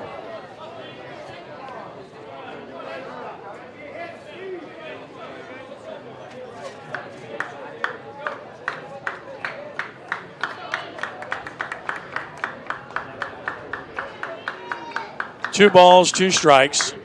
Off speed, line drive to short, 1 out. Powers retired. Lance Johnson will bat. He's been on twice. Singled in the first and scored. Reached on an error, stole a base in the second.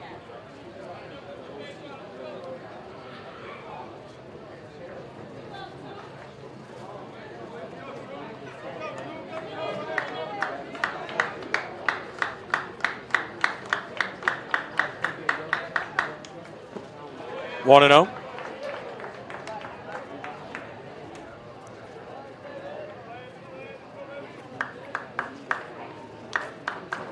Outfield is shallow as I've seen all year for anybody. Down, it's 2-0.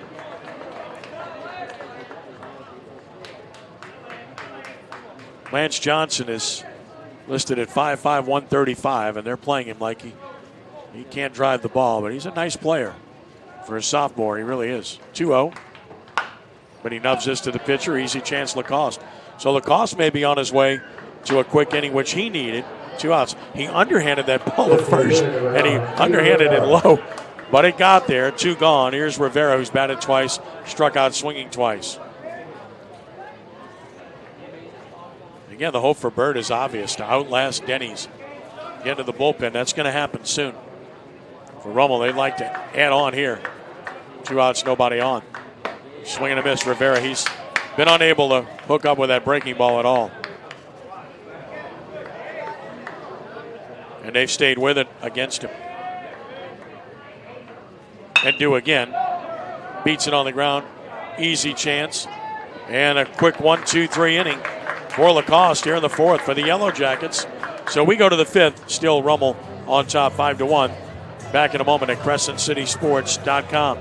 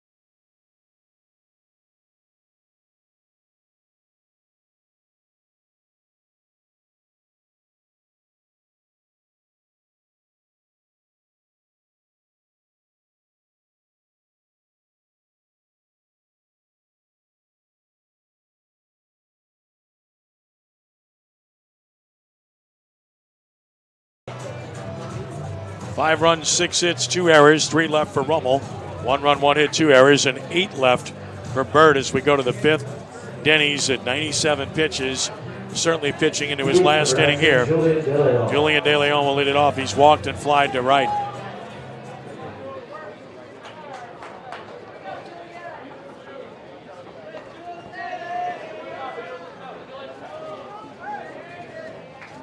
question is, can Denny's get through this inning, or will he have to come out in the midst of the inning?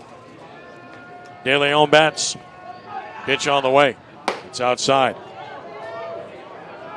Fewest number of pitches he's thrown in an inning is 16 thus far. That was in the second. 1-1. Bullpen busy. It's definitely going to be Elwell whenever it's time. He's warmed up 4 times now for Rummel. A ball and a strike. Hit in the air to center pretty well. That ball's carrying. Powers back. He got there. He's a good center fielder. Yeah, he is. He covers a lot of ground, as we've seen. Going to his right, going to his left, doesn't really matter. Tough chance. Going a long way on the dead run, over the shoulder, I might add. 1 gone. Good play. Mason Langdon is singled. That drove home a run in the first, struck out in the third. Got to have a good center fielder. Strong up the middle.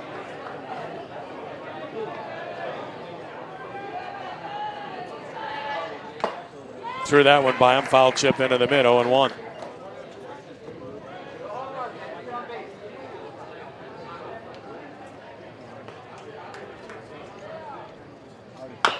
Slow roller. Barwa pounces on it. Made a good play. Good 2 play. gone. Denning is the last couple innings. It's probably looked as good as he has all day. Maybe he's finally getting the feel out there. Well, if you go back to the third after he hit that batter, he retired the side in order. Should have retired the side in order in the fourth, and now he's set down 2 in a row here in the fifth. He's looked different here in the last 3 innings, but this is likely his last inning. Here's Henry Lott, who's walked and flied to right. 103rd pitch is a strike. Good chance to get through this inning, but not likely to go beyond this unless he gets a quick out here and out of play. Will be no balls and 2 strikes. Up on the roof of the hitting shack for Delgado here at Crescent Stadium.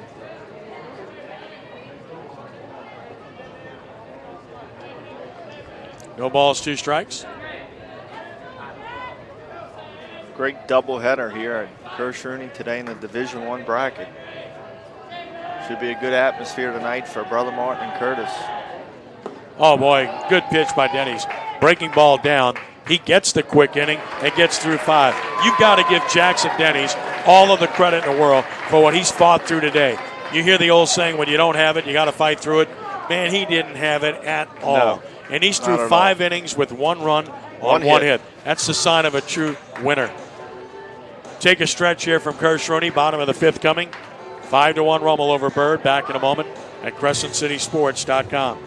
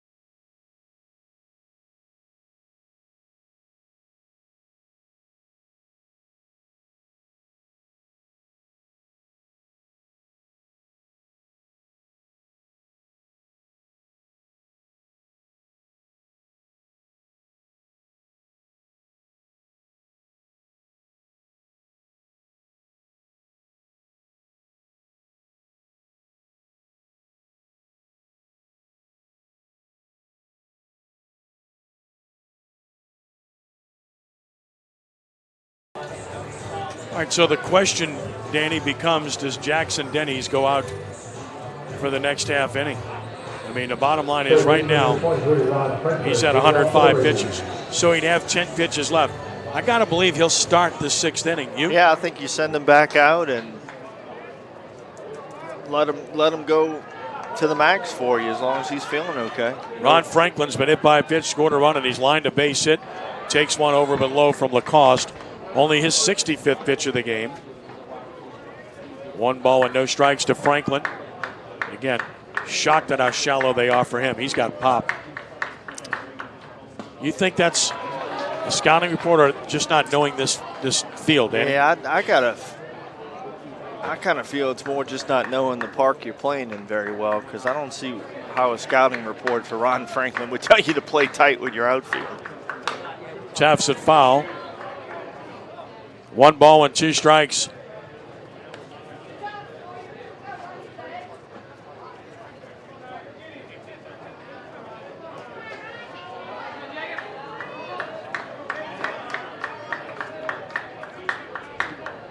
One and 2 the count. Cost nods no. Time called by Franklin. Raiders got 3 in the first, 1 in the second, 1 in the third. To counter the Byrd run in the top of the first. Bounced it. Even up at 2 and 2. Well, the biggest thing that Rummel's offense could do for their team right now is score a few more runs and make it a lot easier in that bullpen that you do have to go to.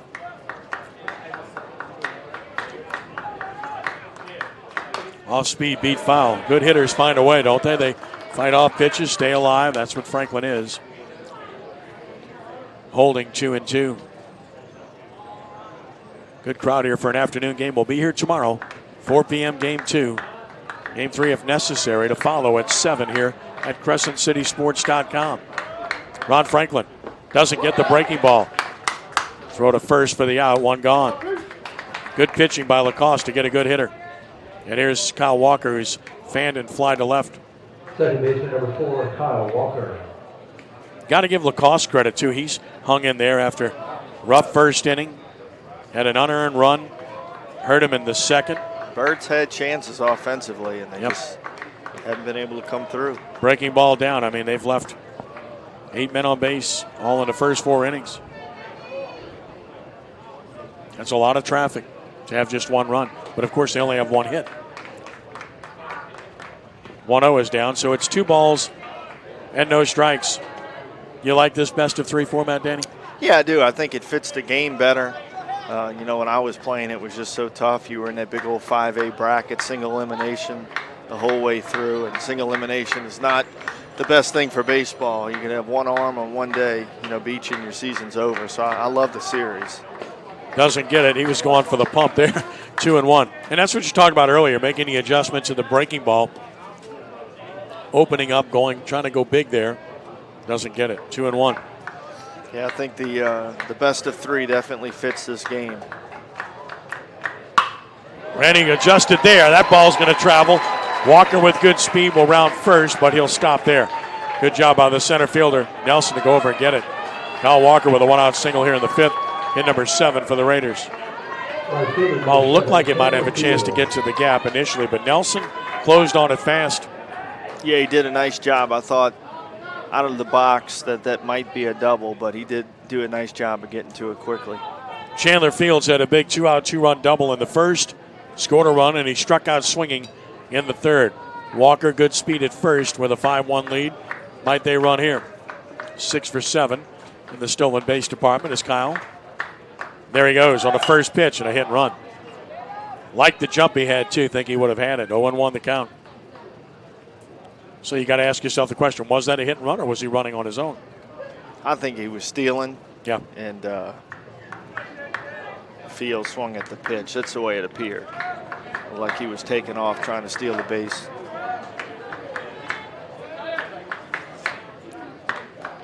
No balls and a strike. Proverbial throw after the attempted steal.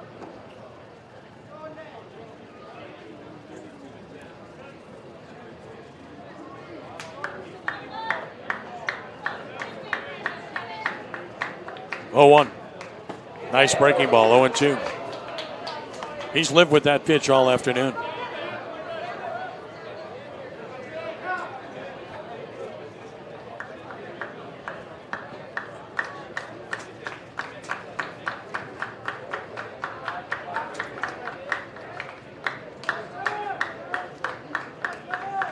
Time call by Fields again. Costa's been a slow worker today. Part of that is because there's been runners on base all day.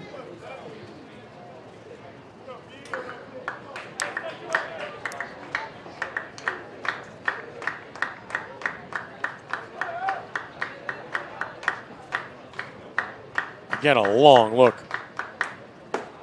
And it's 1 ball and 2 strikes. That's a very exaggerated pause, isn't it? Yeah, it is. Hard to time it up as a base runner, as a hitter in that scenario. From the belt, throw over. None of these throwovers have been close in this game. Doesn't have that A move. Keeping an eye on Walker over there. They know he's going to go again at some point.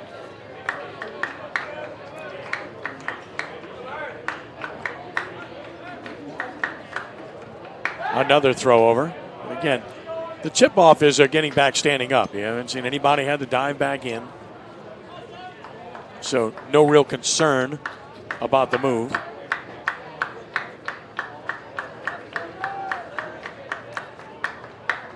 Runner goes, swinging a miss. He's out. So Field strikes out on a ball in the dirt. Expanded the zone and strikes out. 2 gone. Walker takes second on a stolen base. Tyler Cook coming up again with 2 outs. He's been the guy you want in there with 2 outs and a man in scoring position. See if he can do it again. Cook's done it. Singled home run in the first. Double homer run in the second.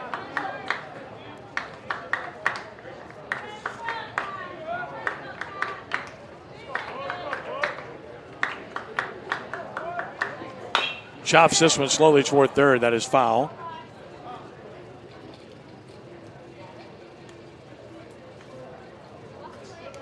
So Lacoste able to get ahead.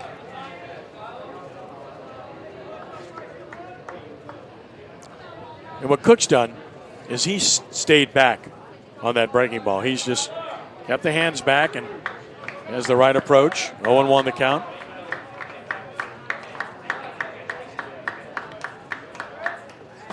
Right down the middle. No balls and 2 strikes. 5-1 Rummel, bottom of the 5th, game 1, best of 3.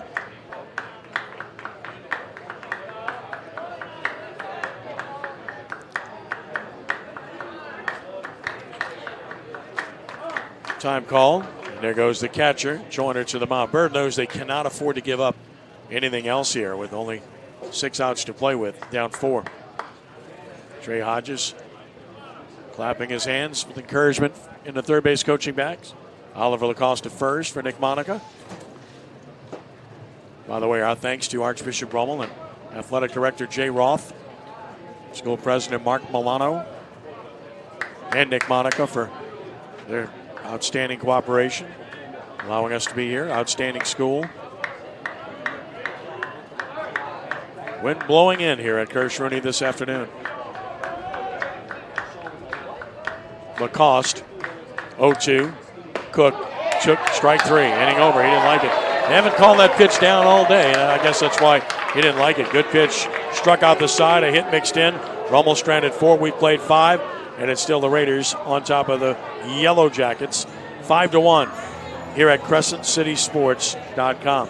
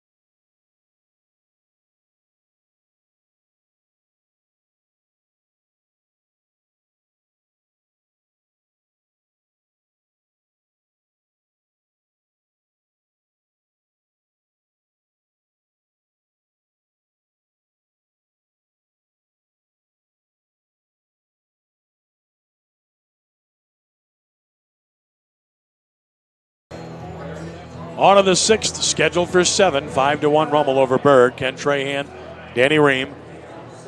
Rummel bullpen busy with Hayden Elwell. He'll be in this game shortly, as Denny's might have One batter. Number 6, Matt Randall. Might have two depending on the situation. Looks like we're going to get a pinch hitter for Byrd. Ryan Todd has a bat. So Todd's going to hit for Randall here. Pinch hitting for Byrd, number 20, Ryan Todd. Todd will hit for Randall. He was 0 for 2.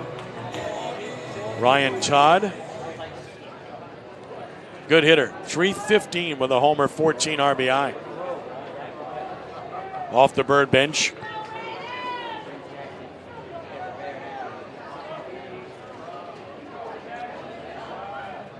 Right-handed swinger, Todd. Takes it down and in, 1-0.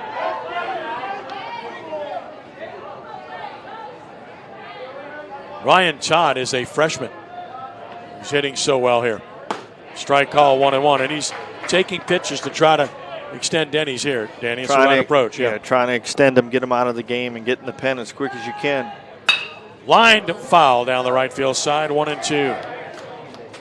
Denny's just looks like a different pitcher the last few innings. He's finally settled in and looks like he's comfortable, up on the mound. He did not look that way early on and fought through it, and I don't know if it had something to do with the layoff or what it was, but he looks a lot better now. 1-2 to Todd. Denny's pitching. Ooh, fouled it back. Fastball up, and Todd able to get a piece to extend this at bat further. Staring at 109 now.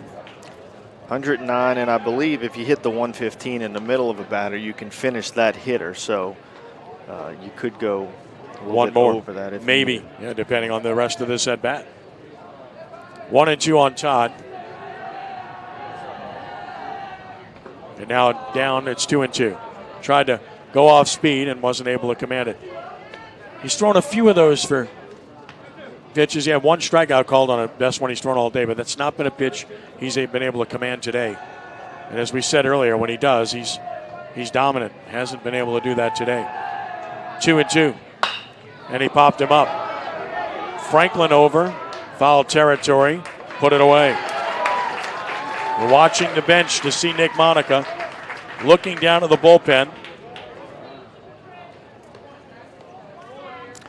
Boy, and based on, it looks like he's signaling to the bullpen one more hitter. This is it. He's telling him. Yeah, this is the last hitter. So he can start the hitter. Pitcher number 9, Sawyer Lacoste. Denny's last hitter of the game. First pitch on the way. Right in there, 0-1.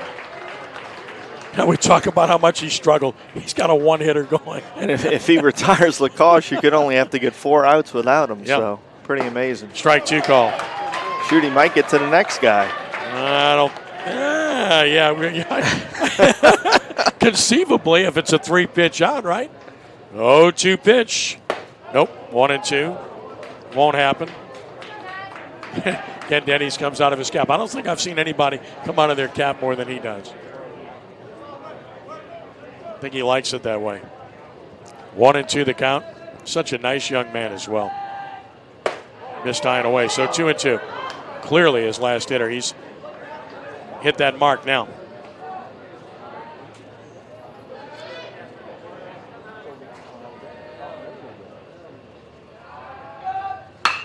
Line drive, base hit center. So only the second hit off of Denny's in the game. Solid single to center, and that'll do it for Jackson Denny's. Should get a big round of applause. Boy, did he hang in there. You got to give him a lot of credit. Applause starts already. Here comes Hayden Elwell out of the bullpen for Rummel. 5 outs to get.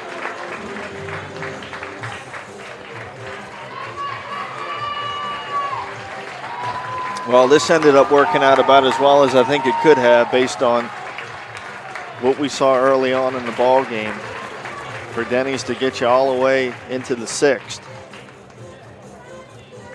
So the Raiders go to their bullpen here in the 6th inning with 1 on, 1 out. And they bring in the right-handed senior, Hayden Elwell. Look at the numbers on Elwell on the year, Danny. He had 23 innings pitched on the year. He's got a 1-3 overall record. 3.95 ERA. So Elwell, he does a nice job of throwing a lot of strikes, only 14 walks. But only 12 strikeouts, so. Not going to overpower you. Nope. They're going to have to play defense behind you. Yeah, he's hit a batter. 23 innings, he's given 32 hits, so he's pitched to contact on the year. And keep in mind, too, that of his 8 appearances, 7 have been out of the bullpen. So this is the role he's accustomed to seeing. Yeah, and he's in a spot, up 5-1. You can let your guys play. Rummel just needs to tighten up defensively a little bit. Had that one bad inning with a couple of errors in the infield, but just tighten up and find a way to get yourself 5 more outs and take a big 1-0 lead where you come out tomorrow, you got to play 500 baseball and you're moving on. Well, that's what cost innings. If you go back to that 4th inning, looking at that, 1, 2, 3, 4, 6, 7, 8.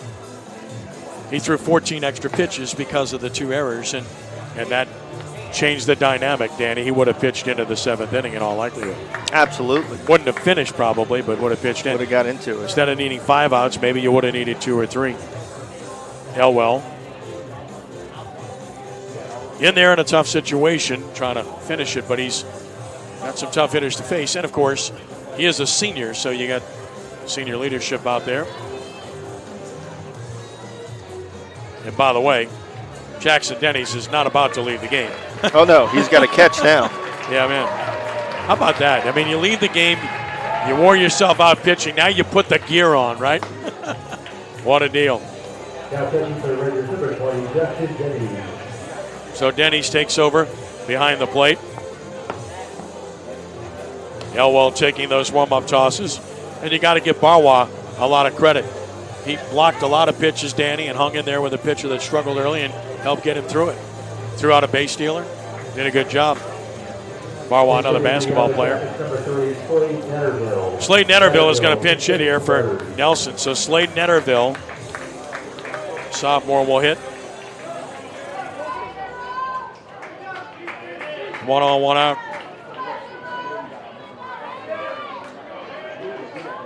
Slade Netterville getting an opportunity.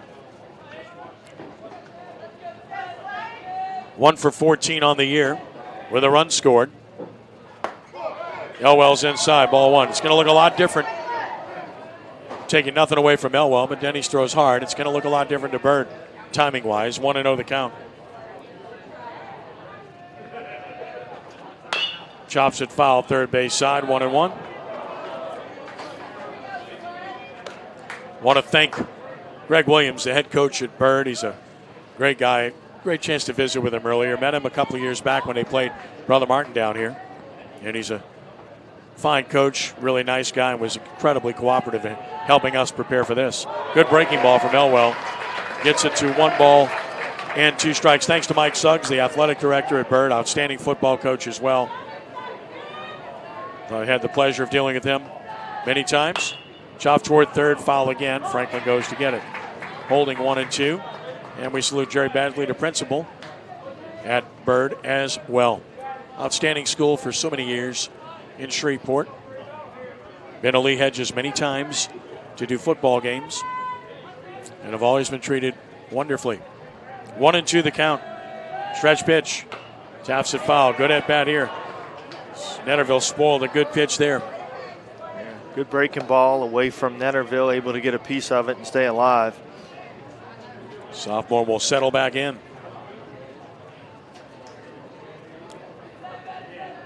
One and 2 the count. Runner goes. Chop towards second. Get an out. High hop Walker. Flips to first. 2 outs. Playing for outs at this point if you're Rummel. Reducing it to 4 now. On the second, the runner, William Berry, is running as a courtesy runner. Now with 2 outs, you flip the order. Top of the order, Jake Harris. He's batted 3 times, walked twice, popped out.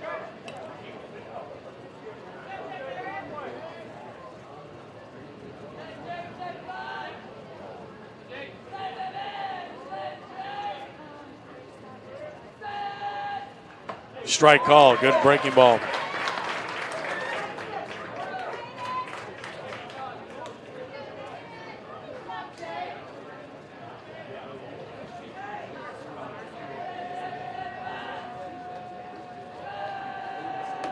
No balls and a strike, and off speed ripped, and off the glove of Walker will score a run. It's a 5-2 game. You don't want to throw that through. That is a huge mistake. Huge mistake. You talk about compounding a problem. There's no chance in the world you're going to get a runner at home there. Now you got a runner in scoring position, and now I wonder about Elwell's health. Nick Monica got called to the mound right away. Something's wrong with Hayden Elwell. It's a base hit RBI for Harris. Again, we said he's going to pitch to contact, Danny. Yeah, I mean, you've got to play defense. You've got to play smart defense there. After that one got into the outfield, would have been best just to hold on to it, run it back in, keep that runner at first base. But throwing it through really for no reason there allows the runner to get in the scoring position. And that's a big run in a 3-run game. Huge run if you can get it down to 2. All you got to do is get one man on the rest of the way, and you get the tie and run at the plate. Well, Wells going to take warm-up tosses. He was shaken up there, but he says he's fine to continue. That run charged to Denny's. Close the book on him. Here's Barham. Strike called, 0-1.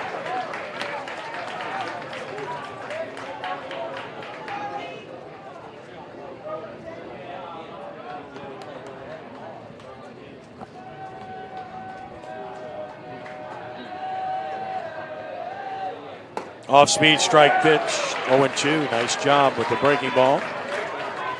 Yeah, does he have a finishing pitch, Danny? That's the question, right? Well, he doesn't have anything that's going to overpower a hitter, so, you're going to have to play defense. 0-2. Got him to chase, but he's going to reach.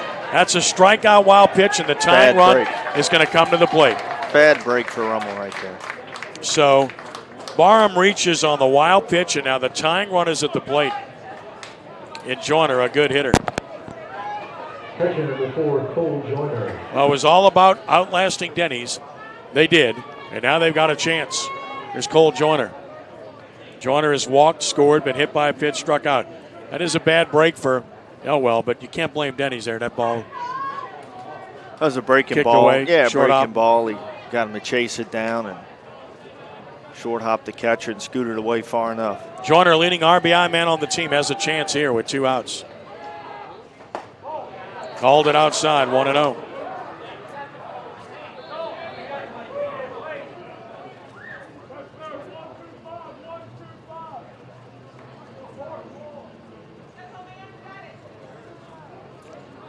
Ball and no strikes.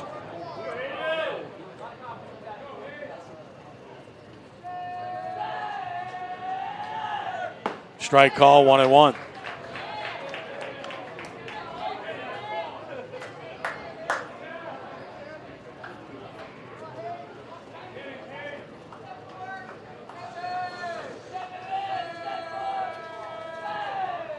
And in the dirt, blocked by Denny's, keeps the runner at first. It's 2-1. Slade Netterville's brother, Steele, was part of the state runner-up team at Byrd in 2016. He's playing in Louisiana Tech now, if the name sounds familiar, as Byrd fans know. 2 balls and a strike, 2 on and 2 outs. And he pops him up, foul out of play. It's 2-2. Here's a big pitch right here. The runner at first will take off. 2-2 or 3-2? 2-2. 2-2, okay. Not quite yet. 2 balls and 2 strikes. Big opportunity here for Cole Joyner. This is the pitch if you're Elwell that you want to retire Joyner. Throw your best pitch right here in 2-2.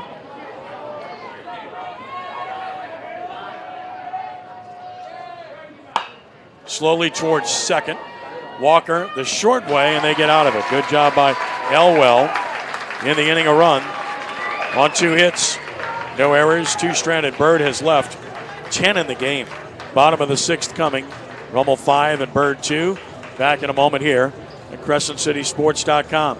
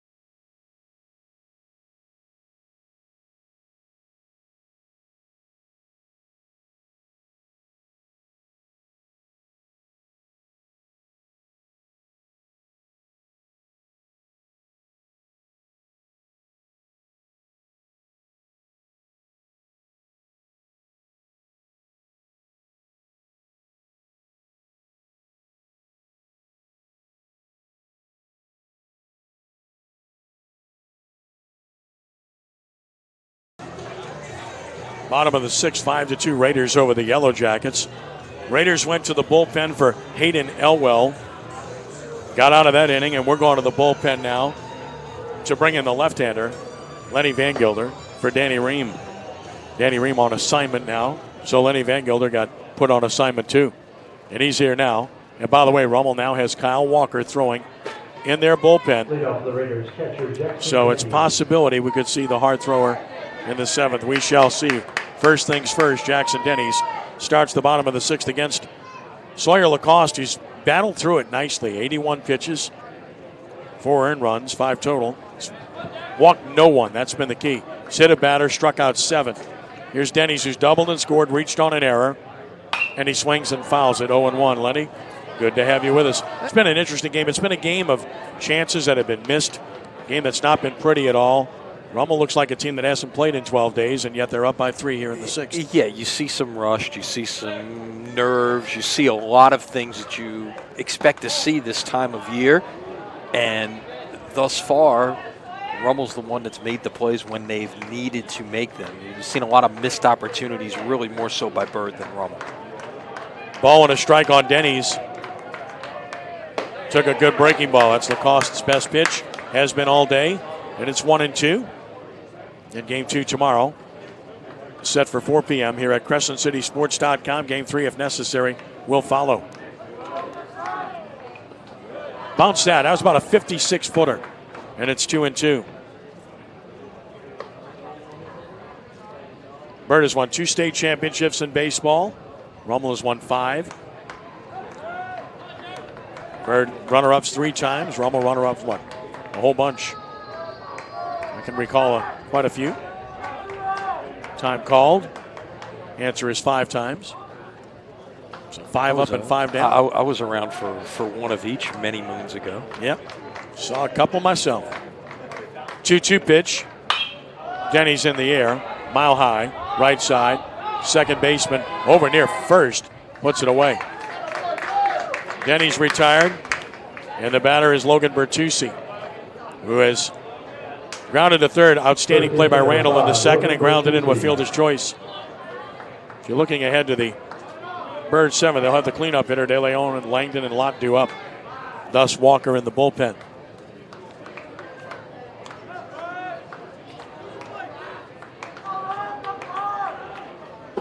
Strike called, 0-1. I guess you see this too sometimes, especially with position players who also pitch. This is the only chance you've got to warm up out there. 1-1 between half innings, and your spot in the lineup isn't coming up anytime soon. He's the cleanup hitter. Right, so you just finished taking tosses, so he'll be ready if needed. 1-1 the count. Popped him out of play, right side, 1-2. Again, I got to give both pitchers credit. Denny's battled through. He just didn't have it today, and yet he's standing. He's poised for a win. 5 1/3 innings, only 2 hits, 2 runs, earned, walked 5, struck out 6. Had 2 wild pitches, hit 2 batters. It was ugly, but boy, the sign of a winner, the way he battled through it to put himself in position to win this game. That's why he's 7-1 on the year.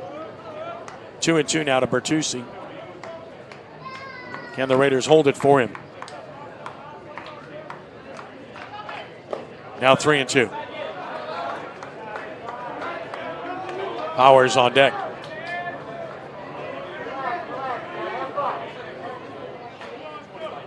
Three and 2 the count. Payoff. Taps it foul, stays alive, makes him throw another pitch. Extend the at-bat. Now, one of the conversations we were having earlier is you and Danny were talking about best of 3 series. One of the decisions you've got to make at this point is, both head coaches, is how you manage your pitching. You've got to, if you're Nick Monica, you've got to lead. And Strike 3 call, 2 outs. Strike on number 8 for Lacoste. Give him an enormous amount of credit. Keep in mind, Rummel had 5 runs in 3 innings against him. He was on the ropes, and here he is with 2 zeros in a row and about to put up a 3rd in a row. And this is big because now you're not having to use anybody else. But if you did have to use somebody else, who is it that you use when you're trailing in a game like this? Yep. Saves your pitching, and he's going to get a 1-2-3 inning here. To the bag, Lott unassisted. Great job by Lacoste. He set down 5 in a row. Last chance coming for the Yellow Jackets, trailing the Raiders 5-2 at CrescentCitySports.com.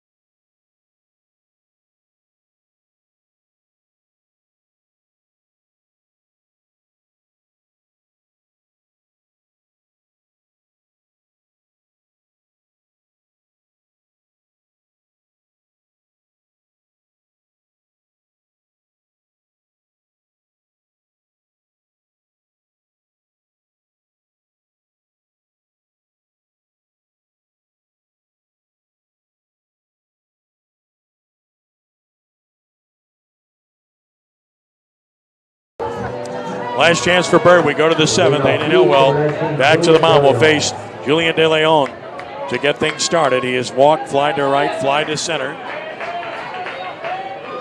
Byrd down 3 here. Last chance for the Yellow Jackets in game 1. First pitch from Elwell. Off speed strike, 0-1.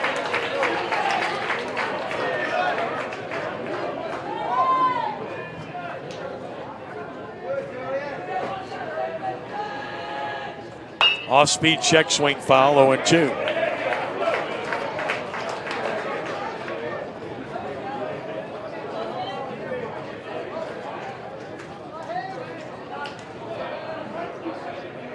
No balls and 2 strikes. And another. Struck him out swinging. Elwell on 3 pitches gets the dangerous De Leon. 1 gone, 2 more to get for Rummel. Here's Mason Langdon, who singled, fanned, and rolled out to the catcher.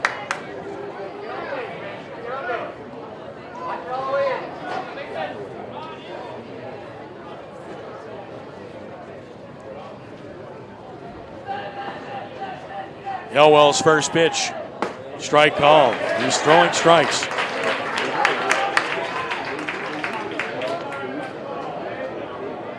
No balls and a strike, and the next one. Swing and a miss. 0-2. Elwell working quickly, accurately. Langdon waits for the 0-2. Here it is. Swing and a miss. He struck him out. Denny's will have to throw to first, and does. And the Raiders are 1 out away from a Game 1 victory. Last chance for Byrd is Henry Lott. Lott has walked, fanned, flied out. First baseman number 8, Henry Lott.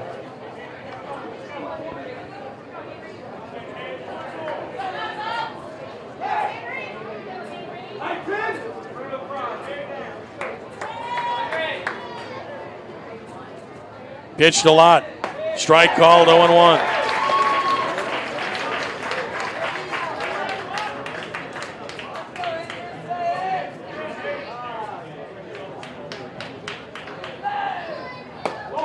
Just missed the outside edge, 1-1.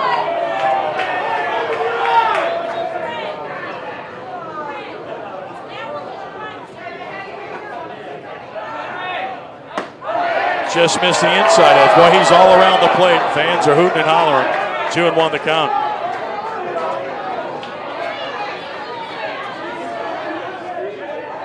Two balls and a strike. Another pitch from Elwell. That's 3-1. Over but high. Byrd trying to stay alive here in the 7th. Need a base runner here. Need 2. They have a shot. 3-1 to Lott. Base hit right field.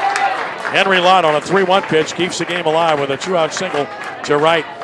Byrd's still alive with their 4th hit of the game, and now with 2 outs, Third baseman, number 6, Vincent Randall. And Randall will bat.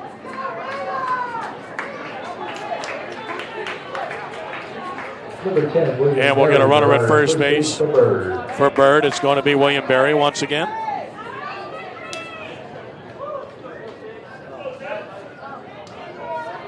If you're Rummel, the runner at first means nothing.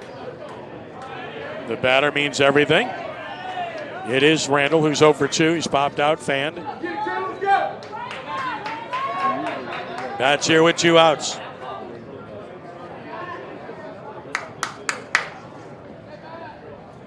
Elwell ready and pitching. Breaking ball strike to get ahead.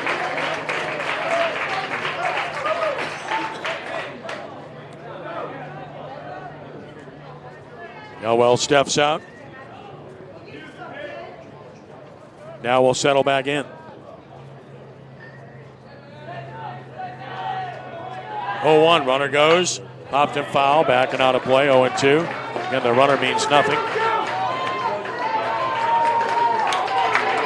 Yellow Jackets down to their last strike.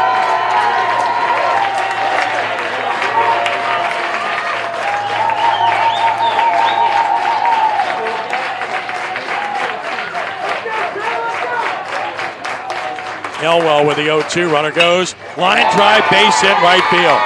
Byrd will get the tying run of the plate on an 0-2 pitch. Why are you throwing through there? So Randall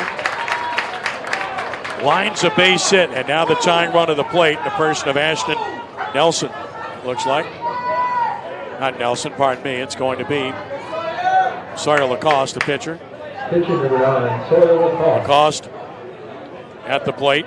Hit by a pitch, reached on an error as well. He's been on both times he batted. Trying to help himself here. Tying run aboard. Kyle Walker, who would be the other pitcher for Rummel, is at second base in the field. Elwell was 1 strike away, couldn't finish it. Now deals with Lacoste and a strike call. 5 hits now for Byrd. Remember, they only had 1 into the 6th inning of this game. With the 0-1, runner goes, line drive foul down the left field side. It's 0-2, and once again, Rummel is a strike away.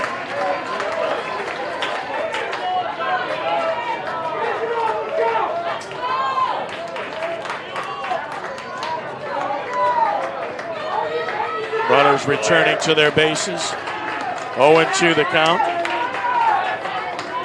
Elwell stretching. Pitch to Lacoste. Runner goes. Swung on and missed. He struck him out, and the Rummel Raiders have taken game 1 by the score of 5-2 here this afternoon. As Hayden Elwell finishes it for Rummel, as Jackson Denny's gets the win for the Raiders. 5-2 victory for Rummel here this afternoon, as Byrd gave themselves a chance getting 2 on there, but could not come through. And that was the story of their game, as they stranded 12 men on base in this game. And that really did them in retrospect.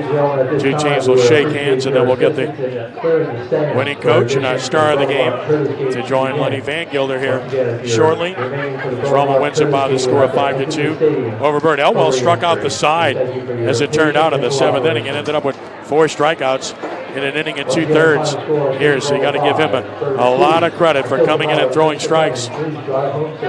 Didn't give many free base runners, and it turned out to be important for Rummel as they emerge victorious by the score of 5-2 here this afternoon. Winning coaches will talk it over.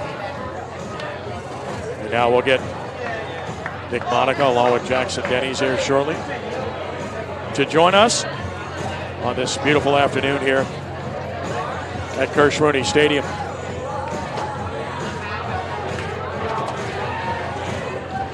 So Coach Monica coming over with Lenny Van Gilder. And let's check in with Lenny now. Lenny, go ahead. All right, Ken, thank you. Nick, start off with a win in a series. That's obviously what you always want to do. This was not an ordinary kind of game, though, was it? For us, yeah, it was. That's how we've been. We've been inconsistent.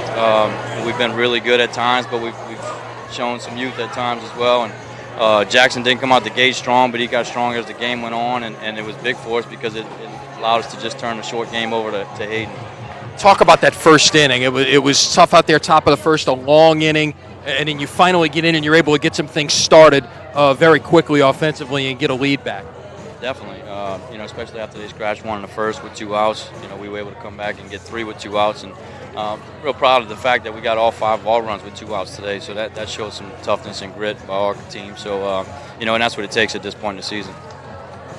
Not having played in 12 days, do you think that was a factor early on, and how quickly were you able to shake the rust off? I don't know if you can ever prove that. I just know we need to come out better and start better. And we're fortunate to get out of there. Colby made a good throw on a guy trying to steal early on, and so that could have been a big inning for them. So we're gonna fix it and get better and make sure that we're ready to come out tomorrow. Let's turn it to this guy here, Jackson Denny's. You got the catching gear on now, but you started on the mound.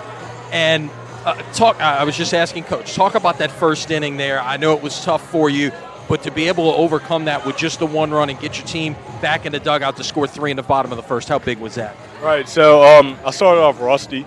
I mean, for me, I get better as the game goes on. And so as the game progressed, I kind of got in my groove and just did my thing. But the offense did great today. We put up runs to match them in the first, and that's huge. So I had a comfortable lead going through the whole game, so I just played with confidence, and my teammates had my back.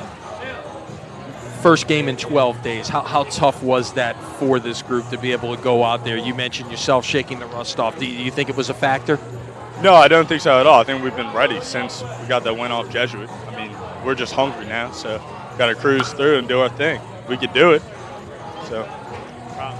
Yeah, you were able to get into the 6th, even though that pitch count was up high early. 1 win away now from going back to Sulphur. What's the mindset going into tomorrow? To get to Sulphur. It's the biggest thing. We want to stay ranked. We could do it. So we got to get there first, though. The biggest game of the season is tomorrow.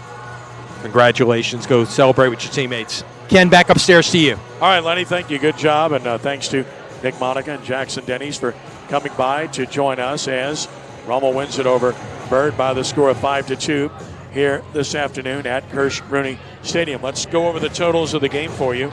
For Archbishop Rummel, 5 runs, 7 hits, 2 errors, 4 left on base. For Byrd, 2 runs, 5 hits, 2 errors, 12 left on base for Byrd here this afternoon. That was the issue for the Yellow Jackets. Winning pitcher Jackson Denny's. He moves to 8-1. He pitched 5 1/3 innings, allowed 2 hits, 2 runs earned, walked 5, struck out 6, 2 wild pitches, 2 hit batters. Hayden Elwell, 1 2/3 innings, allowed 3 hits, no runs, and a wild pitch, struck out 4 for the Raiders to finish up.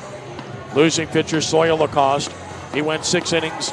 Lacoste allowed 5 runs, 4 earned on 7 hits. Hit a batter, but he walked no one and struck out 8 in the game. The game took 2 hours and 18 minutes to play. Rummel wins it by the score of 5-2. They improve to 20-12 on the season, and Byrd drops to 20-16 with the defeat. Game 2 of the series is tomorrow. The game will take place at 4 p.m. here at Crescent Stadium. We will have the call of the game for you here at CrescentCitySports.com tomorrow at 4. And then, of course, Game 3 to follow, if needed, will take place at 7 p.m. between these two teams. And again, both of those games will be at CrescentCitySports.com. The win snaps a 5-game win streak for Byrd, so that's over with now. Rummel, coincidentally, has now won 5 straight games, so 5 is a magic number of sorts here in this one, as the Raiders win it by the score of 5-2 over Byrd and move on to try to win it in 2 games at 4 o'clock tomorrow. Yellow Jackets will undoubtedly try to make it a 3-game series. Rummel certainly will pitch Matt Villa in Game 2, trying to win this series and advance to Sulphur. Lenny Van Gilder rejoining me now. Lenny, story of the game was twofold. Number one, that Byrd left 12 men on base in this game, and number 2, that Jackson Denny's fought through it on a day where he clearly didn't have it and just showed you what he's made of, basically. Definitely a mental kind of game, and look, this I look at the opportunities. Rummel took advantage of those opportunities early on. You look at the missed opportunities. You mentioned the 12 men left on base. Byrd left the bases loaded in the first and the fourth. You get one hit in either of those spots. This is a totally different ball game. It plays out totally different in the late innings. So that, in my mind, is the thing to point to. You know, Denny's pitched out of that jam in the first inning, only gave up one, as many pitches as he threw, as much as he struggled with his command, got his team back in the dugout, and they put up 3 in the bottom of the first, and he pitched with the lead, and his team played with the lead the rest of the night. He did. Denny's had a double in the game as well for the Raiders. And then, of course, as Nick Monica mentioned, the 2-out run scoring by Rummel was cool. Tyler Cook, big time in the first, 2-out RBI single. Big time in the third, 2-out RBI double. The sophomore came through in a big way for the Raiders. He was big. Look, it was a lot of big plays offensively, but Cook with 2 of the biggest there. You mentioned those 2-out RBI hits. And just the ability to capitalize and build that lead and be able to play from in front, as you got to the later innings was big. And look, I think, like you say, one more of those hits, and you may have to go to the bullpen earlier. It changes the whole dynamic of the game. I really think it comes back, to the ability to come through in clutch situations on the lack of on one side and the ability on the other side. No doubt. And the Raiders thus have won 5 straight. They're 20-12. Byrd to 20-16 as their 5-game win streak comes to an end. As mentioned, Game 2 tomorrow at 4 p.m. Got to imagine it'll be Matt Villa on the mound for Rummel tomorrow. And Byrd, well, they got a couple of guys that could easily fill the bill, but I got to believe it's Matt Randall tomorrow who's been their best guy. And got to think he's going to be on the mound against Villa in what should be a good pitching matchup. It should be. Look, Rummel's got 2 chances to win 1, but how many times have you and I seen it? What amounts to a double elimination bracket here, just with 2 teams? You get to that final day, and that team that wins the first game, if they can win the first game, then they can, they've got the momentum if this thing gets forced to a Game 3. So that's big as well. Well, it was a victory for Rummel here, 5-2 this afternoon. Again, we want to remind you that we'll have Game 2 coming up tomorrow at 4 p.m. here at CrescentCitySports.com, with Game 3, if necessary, to follow at 7 p.m. So we encourage you to tune in tomorrow. All of our friends up in Shreveport, it's great to have you with us, and we hope you'll be with us tomorrow at 4 p.m. as well. And all of our friends in the New Orleans area, it's always a pleasure to have you with us. Our thanks to Gibbs Construction, to Ewell College and Rock and Roll, and to Gills Bar for helping make this possible once again. Thanks to Danny Ream for being with us today. Lenny, thanks to you for coming in relief and picking up the save. Hey, it's probably the first save of my career, so it's good to be able to come in out of the pen. And hey, looking forward to some more baseball tomorrow, and what will be our final broadcast, it appears, of the 2018-19 school year. But this is it's a labor of love for us, and it's a pleasure to be able to bring these games to an audience. It's literally worldwide checking it out. All right, Lenny, thanks again. Thank you. And once again, our final score here this afternoon, a 5-2 victory for the Rummel Raiders over the Byrd Yellow Jackets. Thanks to Peter Marshall and Gunn Rebert once again for a job well done here this afternoon, and thanks to all of you for being with us. Now, this is Ken Trahan saying thank you for joining us, and be a good sport. God bless you one and all. We are rounding third and heading home. So long.